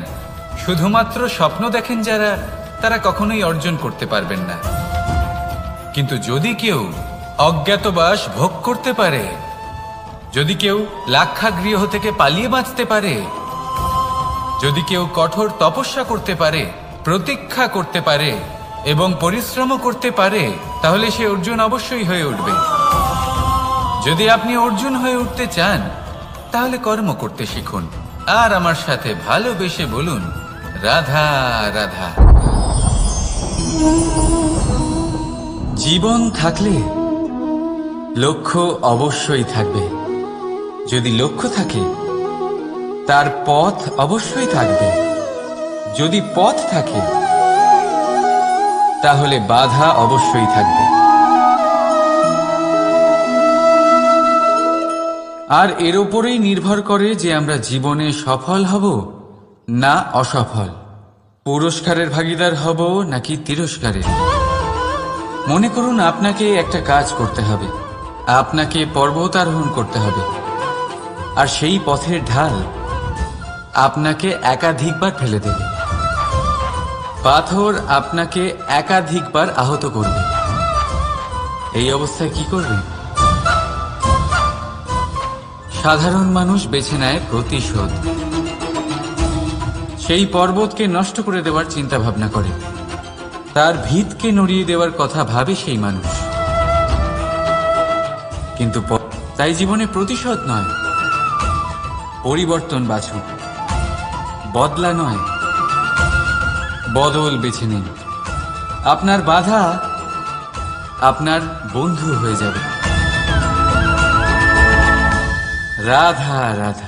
সমস্ত মানুষের জীবন কিছুটা সমান হয়। মানুষ জন্মগ্রহণ করে, তারপর চলতে শেখে, জীবনে এগিয়ে চলে, বার্ধক্য লাভ করে, তারপর সমাপ্ত হয়ে যায়। কিন্তু সেই ব্যক্তিরা কারা যারা প্রকৃত অর্থে মনুষ্য জীবন যাপন করেন? এনারা হলেন সেই ব্যক্তি যারা পড়ে গেলেও আবার উঠে দাঁড়ানোর চেষ্টা করেন, নিজের ভেঙে পড়া অস্তিত্বকে আগলে নিয়ে আবার একটা আকার দেওয়ার চেষ্টা করেন, ভগ্ন আশাকে আবার একটা নতুন দিশা দেন। অসফল হওয়ার পরেও থামেন না, আবার এগোতে থাকেন। অসফল হওয়ার পরে যদি আপনি থেমে যান, তাহলে সাফল্য আপনার সামনে অপেক্ষা করে, কিন্তু আপনি তা দেখতে পান না। তাই জীবনের সংঘর্ষে অংশগ্রহণ করতে শিখুন। জীবনের সংঘর্ষ থেকে পালাবেন না। আসুন আমার সাথে ভালোবেসে বলুন, রাধা রাধা। একবার একটা শেয়াল বনে বিচরণ করছিল। ও একটা ছোট্ট শাবক দেখতে পেল। ও ভাবলো, আজ একেই আমি খাবার হিসেবে গ্রহণ করব। আশেপাশে দেখলো কেউ দেখছে না, তো কেউ ছিল না। আর সেই শাবকের ওপর আক্রমণ করল, যা হলো একটা ঘোর অপরাধ। বনের নিয়ম অনুসারে আপনি কখনোই শাবকের ওপর আক্রমণ করতে পারেন না। তারপর এই খবরটা যখন রাজা সিংহ জানতে পারলেন, সভার আয়োজন করলেন। কিন্তু সেখানে শেয়াল বলল, আমি তো এরকম কিছু করিনি। কিন্তু যদি আপনি এরকম বলেন, কোনো প্রমাণ দিন, এর কোনো সাক্ষী আছে? তখন রাজা সিংহ পেঁচাকে ডেকে পাঠালেন, যে সেই মুহূর্তে বৃক্ষের শাখার ওপর বসেছিল। সে সব কিছু দেখেছিল। পেঁচা সব সত্যি কথা বলল, আর শেয়ালকে মৃত্যুদণ্ড দেয়া হলো। এবার এই কাহিনী আমি আপনাকে কেন শোনালাম? কারণ মানুষও কখনো কখনো এরকম কর্ম করেন যা শিয়াল করেছে। এটা ভাবেন কেউ দেখছে না, যখন আমি অনুচিত কর্ম করতেই পারি। কিন্তু না, আপনি যাই করুন না কেন, কেউ না কেউ অবশ্যই তা দেখছে। কোনো ব্যক্তি না হলেও কোনো প্রাণী, না হলে কোনো যক্ষ বা দেব বা প্রেত। যদি এনারা কেউ না দেখেন, তাহলে ধরিত্রী মাতা দেখেন, যেখানে দাঁড়িয়ে আপনি সেই কর্ম করছেন, তাই না? তাই একটা কথা সবসময় মনে রাখবেন, কে দেখছেন কে দেখছেন না সেই বিষয়ে ভাবা ছেড়ে দিন। এটা খুব সহজ কথা। আপনি যদি উচিত কর্ম করেন, উচিত ফল পাবেন। যদি অনুচিত কর্ম করেন, তাহলে আপনি অনুচিত ফল অবশ্যই পাবেন। সেই জন্য উচিত পথে চলতে থাকুন, উচিত কর্ম করতে থাকুন, আর আমার সাথে ভালোবেসে বলুন, রাধা রাধা। আপনি কখনো কোনো বাজকে নিজের বাসা বানাতে দেখেছেন? এই বাজ যখনই কোনো বাসা বানায়, তখন উঁচু গাছের ডালে বা কোনো পর্বতের শিখরে বাসা বানায়, অনেক উচ্চতায়। আর সেখানে তার সন্তানও জন্মগ্রহণ করে। যখন এই সন্তানেরা জন্মায়, তখন এই বাজ খুবই ভালোবেসে এবং খুব সাবধানে এদের পালন পোষণ করে। নিজের ঠোঁট দিয়ে তাদের ঠোঁটে খাবার পরিবেশন করে। কিন্তু যেই সেই সন্তানেরা হৃষ্টপুষ্ট হয়ে যায় এবং সেই কথা বাজ নিজে বুঝতে পেরে যায়, সেই বাজ নিজেই সেই বাসা ছিন্ন ভিন্ন করে দেয়। সেই সন্তান যাদের সবেমাত্র ডানা গজিয়েছে, কিভাবে উঠতে হয় তারা জানে না, সেই সন্তানগুলিকে উচ্চতা থেকে ঠেলে দেয়। সেই সন্তান প্রথমে ভয়ভীত হয়ে যায়। তারা সামনে মৃত্যুকে দেখতে পেয়ে ভয়ের কারণে তাদের ডানা ঝাপটাতে থাকে। আর সেই প্রক্রিয়াতেই সেই সন্তানগুলি উড়তে শুরু করে দেয়। এবার এই ঘটনায় আমরা কি শিক্ষা পেতে পারি? এটাই, যদি আপনি মাতা পিতা হন, তাহলে নিজের সন্তানকে অবশ্যই স্নেহ করুন, কিন্তু তাদেরকে নিজের আঁচলের তলায় বেঁধে রাখবেন না। যদি আপনি চান আপনার সন্তান জীবনে উন্নতি করুক, তাহলে নিজের মুঠো থেকে তাদের স্বতন্ত্র করে দিন। এই সংসারে সংঘর্ষ করতে দিন। সেই সন্তান নিজেই বুঝতে পারবে যে জন্মের সময় পাওয়া ডানা কি করে ব্যবহার করতে হয়। আর আপনার চোখের সামনে আপনার সন্তান এই আকাশে উড়তে থাকবে। তাহলে আসুন আমার সাথে ভালোবেসে বলুন, রাধা রাধা। সংসারে সবচেয়ে পবিত্র মানা হয় গঙ্গা জলকে। কখনো ভেবে দেখেছেন কেন? কারণ গঙ্গা জলের আবির্ভাব অত্যন্ত শুদ্ধ হয়, তার জন্ম শুদ্ধ হয়, যেখান থেকে তার শুরু সেটাই শুদ্ধ হয়। আর শুরুটা শুদ্ধ হওয়া অত্যন্ত আবশ্যক। আমাদের জীবনে সবই শুরু হয় আমাদের ভাবনা থেকে। নিজের ভাবনাকে শুদ্ধ রাখুন, কারণ এই ভাবনা থেকেই আবির্ভাব হয় শব্দের। আপনার শব্দ শুদ্ধ রাখুন। এই জীবনে নিজের ভাবনা শুভ রাখলে, শুদ্ধ করলে, আপনার মন সুপ্রসন্ন হয়ে বলবে, রাধা রাধা। মানুষ জন্মগ্রহণ করে, তার সাথে ভয়েরও জন্ম হয়। ছোটবেলা থেকেই আমাদের মনে কোনো না কোনো প্রকারের ভয় থেকেই যায়। কেউ এই বিষয়ে ভয় পায় যে তার কোনো বস্তু তার থেকে দূরে চলে যাবে। কেউ এই বিষয়ে ভয় পায় যে আমি নিজেকে হারিয়ে ফেলব। কেউ এই ভেবে ভয় পায় যে আমার প্রিয়জনেরা তারা যেন আমার থেকে দূরে না চলে যায়। কেউ এই ভেবে ভয় পায় যে আমরা যেন পথ না হারিয়ে ফেলি, আদি ইত্যাদি। কিন্তু সত্যি কথা বলতে ভেবে দেখুন, এই ভয় বাস্তবে কি? শুধুই একটা মনস্থিতি, আর কিছুই নয়। যা কিছু আপনি জীবনে পেয়েছেন তা একদিন আপনাকে হারাতে হবে। এই জীবন হলো আপনারই, কিন্তু তাও একদিন সমাপ্ত হবে। তাই ভয় পেয়ে কি লাভ? এই ভয় শুধু আপনাকে জীবন যাপন করা থেকে বাধা দিচ্ছে, আর কিচ্ছু নয়। পথ হারিয়ে ফেললেই বুঝতে পারবেন যে নতুন পথ কিভাবে বানাতে হয়।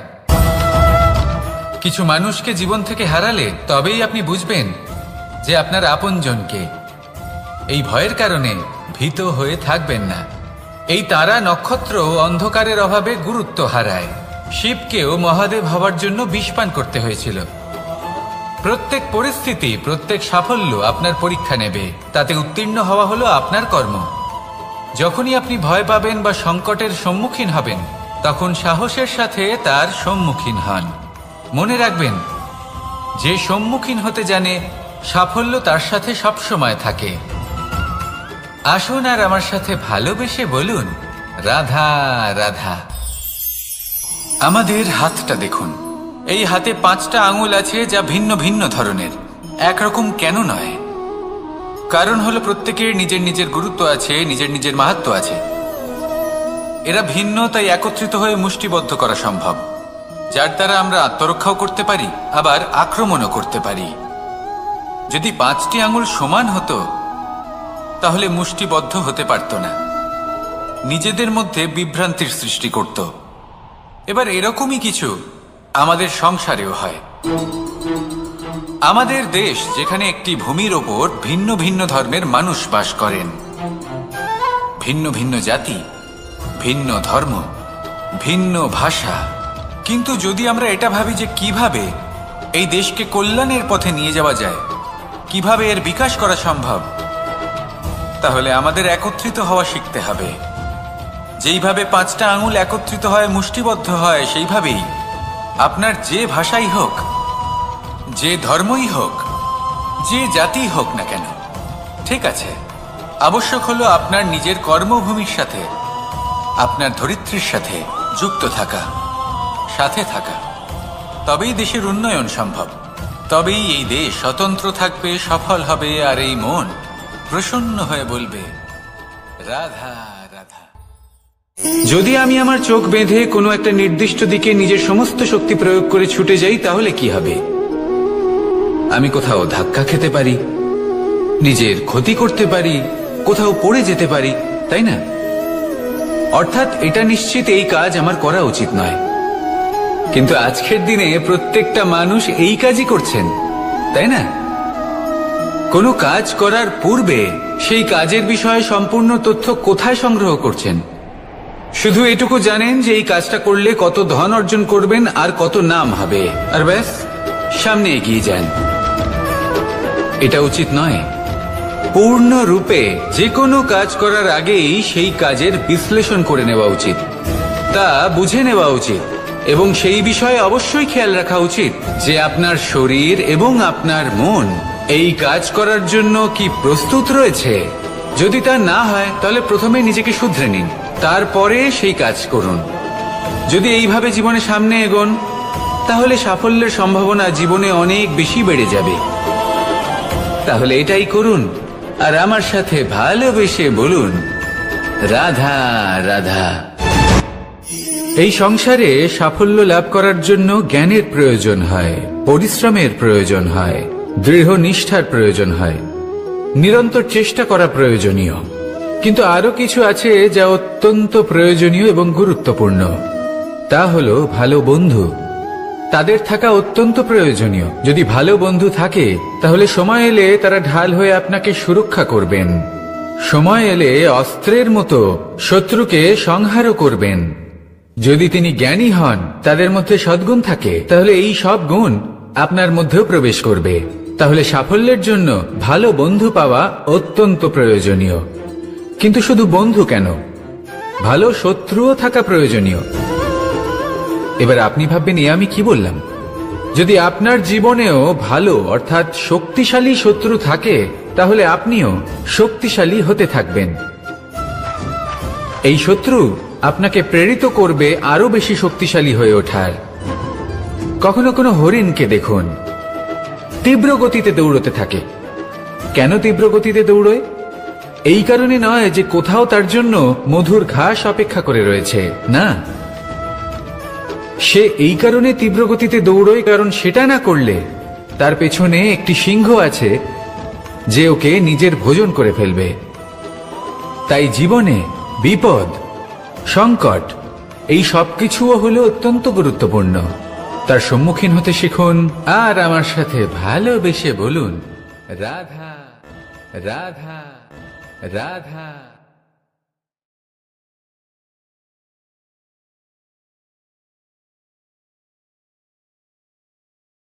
লক্ষ্যে পৌঁছানো অত্যন্ত কঠিন হয়। কেউ ভাবেন যে কেন এত কঠিন হয়, কেন এত কষ্ট করতে হয় লক্ষ্যে পৌঁছানোর জন্য। এই লক্ষ্য সরলভাবে কেন আমার কাছে চলে আসে না? চলুন আপনাকে একটা কথা বলি, যদি আপনার লক্ষ্য কঠিন না হয় তাহলে তাকে পাওয়া আপনার পক্ষে অসম্ভব হয়ে উঠবে। লক্ষ্যে পৌঁছানোর এই রাস্তায় আপনি যে কড়া রোদের সম্মুখীন হন, যার থেকে আপনি দূরে পালাতে চান, সেই রোদ আপনাকে প্রেরণা যোগায় যে আপনি এগোতে থাকুন। ভাবুন একজন যাত্রী যে কিনা নিজের লক্ষ্যের দিকে যাচ্ছেন, সেই পথে উনি যদি একটু ছায়া পেয়ে যান আর উনি ওখানে বিশ্রাম নেন, তাহলে তার সাথে তার ভাগ্য গভীর নিদ্রায় সেখানে বিলীন হয়ে যায়। তাই পরিশ্রমের কড়া রোদের থেকে কখনো দূরে পালাবেন না। জীবনে শুধু সামনে এগোতে থাকুন দৃঢ়তার সাথে।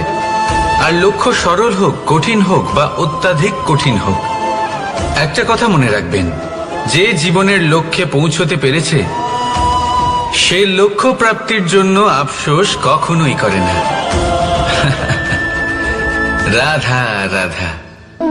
ধৈর্য, এই ধৈর্য কি কোনো গুণ, কোনো অনুভূতি, কোনো দৃষ্টিভঙ্গি? আমার জন্য ধৈর্য এক বাহন। আপনি হয়তো ভাবছেন এ কেমন বাহন? বাহন তো ঘোড়া হতে পারে, হাতি হতে পারে, উটও হতে পারে, কিন্তু ধৈর্যকে বাহন বানানো মানে? চলুন আপনাকে একটা কথা বোঝাই। পৃথিবীতে এমন কোনো বাহন নেই যে তার আরোহীকে আছড়ে ফেলেনি। সেটা উট হোক বা হাতি হোক বা ঘোড়া হোক, চলতে চলতে কখনো নড়বড় করেই বসে। তারপর সেই আরোহী পরে কারোর পায়, তারপর পরে তার নিজের নজরে। কিন্তু ধৈর্যরূপী বাহন কখনো কাউকে ফেলে না, কখনো না। না সেই আরোহী কারোর পায়ে পড়ে আর না তো নিজের নজরে। কারণ ধৈর্য আপনাকে বিবেক প্রদান করে, বিবেক আপনাকে পরিকল্পনায় সাহায্য করে, আর পরিকল্পনা প্রদান করে আপনাকে শক্তি আপনার লক্ষ্যের দিকে অগ্রসর হওয়ার। বুঝলেন? ধৈর্যকে সঙ্গে রাখুন, নিজেকে আরো ধৈর্যশীল করে তুলুন। এই ধৈর্যের সাহায্যে আরোহণ করে দেখুন কিভাবে এই বাহন আপনাকে আপনার গন্তব্যে পৌঁছে দেবে। রাধা রাধা। সংসারে এমন একটা ভ্রান্ত ধারণা রয়েছে যে সবকিছু ভাগ্যের দ্বারা পাওয়া যায়, কিন্তু ভাগ্য, প্রারব্ধ এ তো সকলের জন্যই সমান হয়। এটা তো ব্যক্তির উপরে নির্ভরশীল হয়, তার আকাঙ্ক্ষার উপরে নির্ভরশীল হয়, বাসনার উপরে নির্ভরশীল হয়, স্বভাবের উপরে নির্ভরশীল হয় যে উনি সেটা নিয়ে কি করেন। দেখুন এই প্রসাদ কিন্তু সকলকেই দেওয়া হয়, কিন্তু তা গ্রহণ করবেন কিভাবে সেটা ব্যক্তির উপরে নির্ভর করে। আপনাকে এক উদাহরণ দিই। যেমন ধরুন দুজন মানুষকে আমি একটা করে মাটির ডেলা দিলাম, সেটা নিয়ে তারা কি করবেন? একজন মানুষ তার ছোট ছোট ডেলা বানাবেন আর পথযাত্রীদের ওপরে ছুঁড়ে মারবেন, হাসি ঠাট্টা করবেন, তাদের বস্ত্র নোংরা করে দেবেন, সেটাতেই উনি আনন্দ পাবেন। অন্যদিকে দ্বিতীয় ব্যক্তি সেই মাটির ডেলা দিয়েই নিজের জন্য একটা কুঁড়ে ঘর বানাবেন। সেই কুঁড়ে ঘর যা রোদেতে, বৃষ্টিতে, ঝড়ে তাকে সুরক্ষিত রাখবে। অনুভূতি, এই অনুভূতি বদলাতে শিখুন। এই অনুভূতি অত্যন্ত গুরুত্বপূর্ণ। ভালোবাসাতেও এই অনুভূতি হলো অত্যন্ত গুরুত্বপূর্ণ। ভালোবাসা সে বন্ধুর সাথে হোক, মা বাবার সাথে হোক, ভাই বোনের সাথে হোক, স্ত্রীর সাথে হোক, যে কারোর সাথে হোক। মনে রাখবেন, এই হলো সেই অনুভূতি যা আপনার ভাগ্য নির্ধারণ করে থাকে। তাহলে আসুন আমার সাথে প্রেমের অনুভূতি নিয়ে বলুন, রাধা রাধা।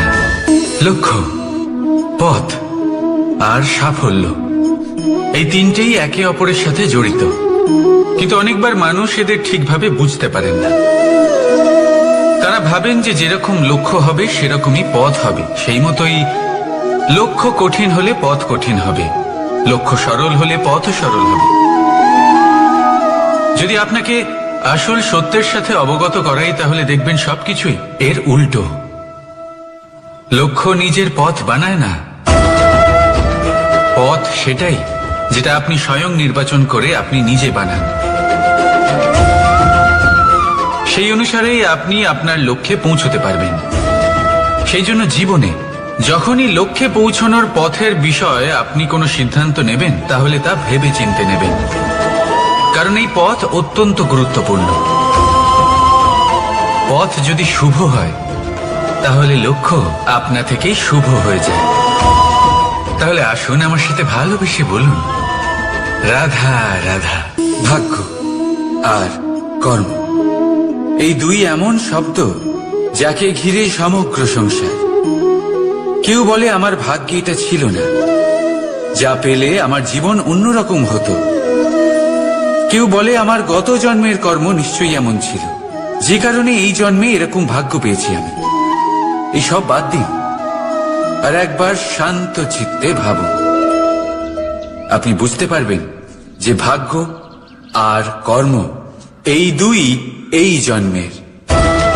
তফাৎ শুধুমাত্র এটাই যে যদি ভাগ্যের কথা বলা হয়, তাহলে আপনি এই ভাগ্যের থেকে যত বেশি আশা করবেন, তত বেশি নিরাশ হবেন আপনি, কারণ এই আশা আপনাকে কর্ম করা থেকে আটকায়। যদি কথা বলা হয় কর্মের, তাহলে নিজের কর্মের প্রতি যত বিশ্বাস রাখবেন, তত বেশি সফলতা আপনার কাছে আসবে। তাই একটা কথা মনে রাখবেন, ভাগ্য আপনার কর্ম নির্ধারণ করে না, কিন্তু আপনার কর্ম আপনার ভাগ্যকে অবশ্যই নির্ধারণ করে। রাধা রাধা। নাম কত সাধারণ একটা বিষয়। প্রত্যেক মানুষ যে জন্ম নেয়, তাকে একটা নাম দেওয়া হয়, যা সে পেয়ে থাকে তার মাতা পিতার দ্বারা, না হলে তার গুরুর দ্বারা, বা কোনো আত্মীয়ের দ্বারা, বা কোনো কাছের মানুষের দ্বারা। এই নামের সাথেই সে আস্তে আস্তে বেড়ে ওঠে। কিন্তু এটাই কি সেই নাম? এই নামই কি সবকিছু? কখনোই নয়। একটা নাম সেটা যা আপনি জন্মের সময় লাভ করেন, যে নামে আপনি কর্মের পথে অগ্রসর হন। আরও একটা নাম সেটা যা আপনি আপনার কর্মের দ্বারা অর্জন করেন, আর এই নামেই আপনাকে সবাই যুগ যুগ ধরে মনে রাখে। আপনার আসল নাম সেটা নয় যা আপনাকে জন্মের সময় দেওয়া হয়েছিল। আপনার আসল নাম সেটা যেটা আপনি আপনার কর্ম দ্বারা লাভ করেছেন, কারণ সেই লাভের পেছনে প্রচুর প্রয়াস লুকিয়ে থাকে, অনেক পরিশ্রম লুকিয়ে থাকে। কিন্তু যদি আপনি চান যে মানুষ আপনার নাম মনে রাখে, তাহলে আপনাকে কর্মের পথে অগ্রসর হতেই হবে, শুভ কর্ম করতে হবে, অনর্গল চেষ্টা করে যেতে হবে, মহান কাজ করতে হবে। আর বিশ্বাস করুন, আপনি একটা মহান নামের ফল অবশ্যই লাভ করবেন। রাধা রাধা। আমি এখানে একা এই বনে বসে আছি, বাঁশি বাজাচ্ছি। কার জন্য? কে আছেন এখানে? কেউ নেই। আমার প্রজা, আমার রাজ্য, আমার পরিবার আমার থেকে অনেক দূরে আছেন। আমি এখানে একা এই বনে বসে এই আকাশের এই রঙের, গাছের এই সব ফলের, মাটির সুবাসের আনন্দ উপভোগ করছি। কেন? আমি হলাম দ্বারকাধীশ। এমন কি রাজকীয় বা ভৌতিক সুখ রয়েছে যে আমি ওখানে পেতে পারি না? সবকিছুই পেতে পারি, তাও এখানে বনে একা বসে আছি। কোন সুখ খুঁজে চলেছি? একা থাকার সুখ। আমরা প্রত্যেকদিন অনেক মানুষের সাথে, চিন্তাধারার সাথে, কর্মের সাথে, পরিস্থিতির সাথে সুখ দুঃখের দ্বারা বেষ্টিত থাকি। জীবনের এই চক্রে আমরা জড়িয়ে পড়তে থাকি। যতই আমরা এই সমস্যার সমাধান করি, আমরা ততই এতে জড়িয়ে পড়ি। আমরা এতটাই জড়িয়ে পড়ি যে যখন আমরা আয়নায় নিজেদের দেখি, তখন আমরা নিজেদের চিনতেই পারি না। এমন মনে হয় যেন আমরা নিজেদের হারিয়ে ফেলেছি।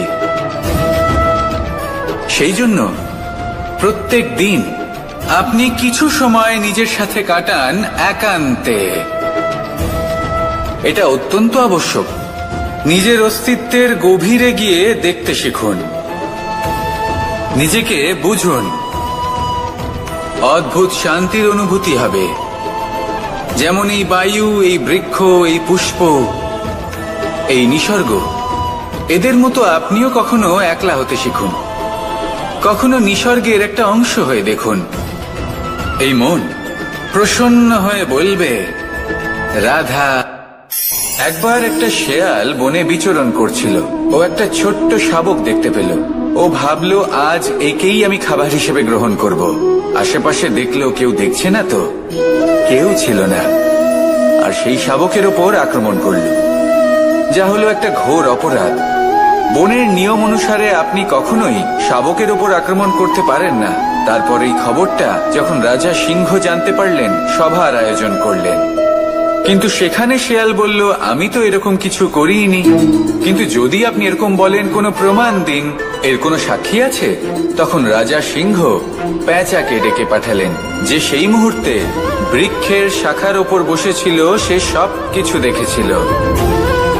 পেঁচা সব সত্যি কথা বলল, আর শেয়ালকে মৃত্যুদণ্ড দেয়া হলো। এবার এই কাহিনী আমি আপনাকে কেন শোনালাম? কারণ মানুষও কখনো কখনো এরকম কর্ম করেন যা শিয়াল করেছে। এটা ভাবেন কেউ দেখছে না, যখন আমি অনুচিত কর্ম করতেই পারি। কিন্তু না, আপনি যাই করুন না কেন, কেউ না কেউ অবশ্যই তা দেখছে। কোনো ব্যক্তি না হলেও কোনো প্রাণী, না হলে কোনো যক্ষ বা দেব বা প্রেত। যদি এনারা কেউ না দেখেন, তাহলে ধরিত্রী মাতা দেখেন, যেখানে দাঁড়িয়ে আপনি সেই কর্ম করছেন, তাই না? তাই একটা কথা সবসময় মনে রাখবেন, কে দেখছেন কে দেখছেন না সেই বিষয়ে ভাবা ছেড়ে দিন। এটা খুব সহজ কথা। আপনি যদি উচিত কর্ম করেন, উচিত ফল পাবেন। যদি অনুচিত কর্ম করেন, তাহলে আপনি অনুচিত ফল অবশ্যই পাবেন। সেই জন্য উচিত পথে চলতে থাকুন, উচিত কর্ম করতে থাকুন, আর আমার সাথে ভালোবেসে বলুন, রাধা রাধা। বাহ, পুষ্পের সুবাস আমার খুব ভালো লাগে। অত্যন্ত সুন্দর হয় এই পুষ্প। এইভাবে চারিদিকে পুষ্প দেখে মন আনন্দিত হয়ে ওঠে। এবার আপনারা ভেবে দেখুন, আমার চারিদিকে পুষ্প নয়, আগুন আছে। তাহলে কি হবে? আমার শরীর কি জ্বলে যাবে না? অবশ্যই জ্বলবে। শরীরকে কি আগুনের তাপ সহ্য করতে হবে না? অবশ্যই সহ্য করতে হবে। এটাই হলো প্রকৃতির নিয়ম। এই নিয়ম কিন্তু আমরা সবাই জানি, কিন্তু আমাদের মধ্যে বেশিরভাগ মানুষ এই বিভ্রান্তি নিয়ে বাঁচি যে এই যে প্রকৃতির নিয়ম, তা আমার উপর প্রযোজ্য নয়। তা কিন্তু নয়। আমাদের চতুর্দিকে এই যে নিসর্গ রয়েছে, আমরা তার কতটা ক্ষতি করি সেটা একবার ভেবে দেখুন।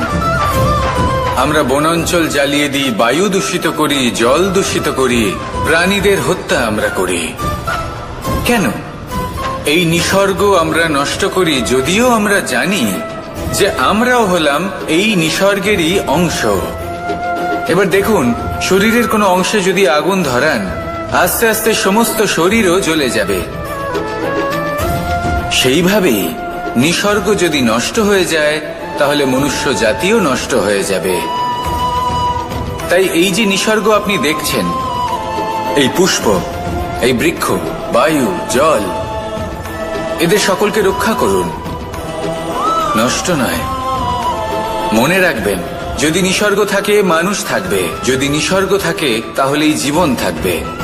আসুন আমার সাথে ভালোবেসে বলুন, রাধা রাধা। কারই না পছন্দ বলুন তো? অত্যন্ত সুস্বাদু হয় এই মধু, মিষ্টি খেতে হয় এবং তা শক্তিও প্রদান করে।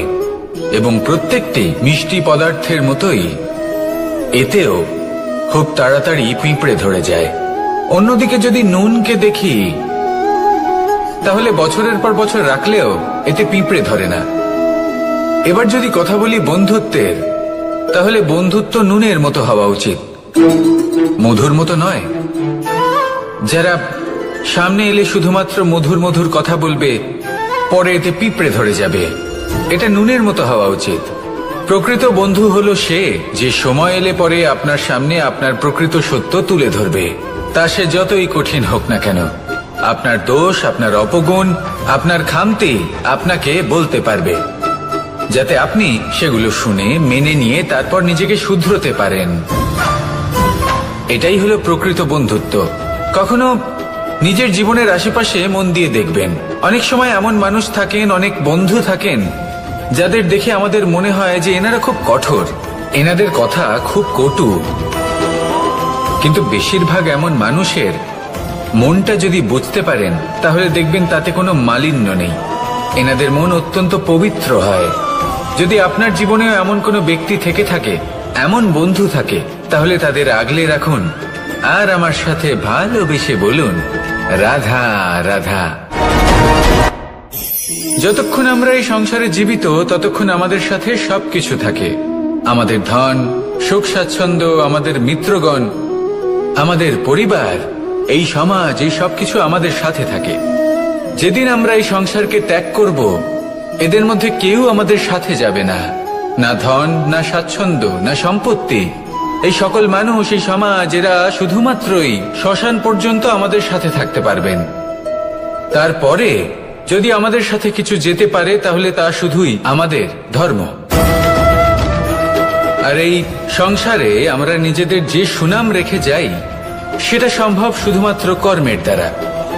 সেই জন্য সংসারে যতদিন পর্যন্ত জীবিত আছেন, যদি কিছু অর্জন করতে চান, তাহলে ধর্ম অর্জন করুন, ধর্মের বিষয়ে স্পষ্টতা অর্জন করুন এবং কর্ম অর্জন করুন।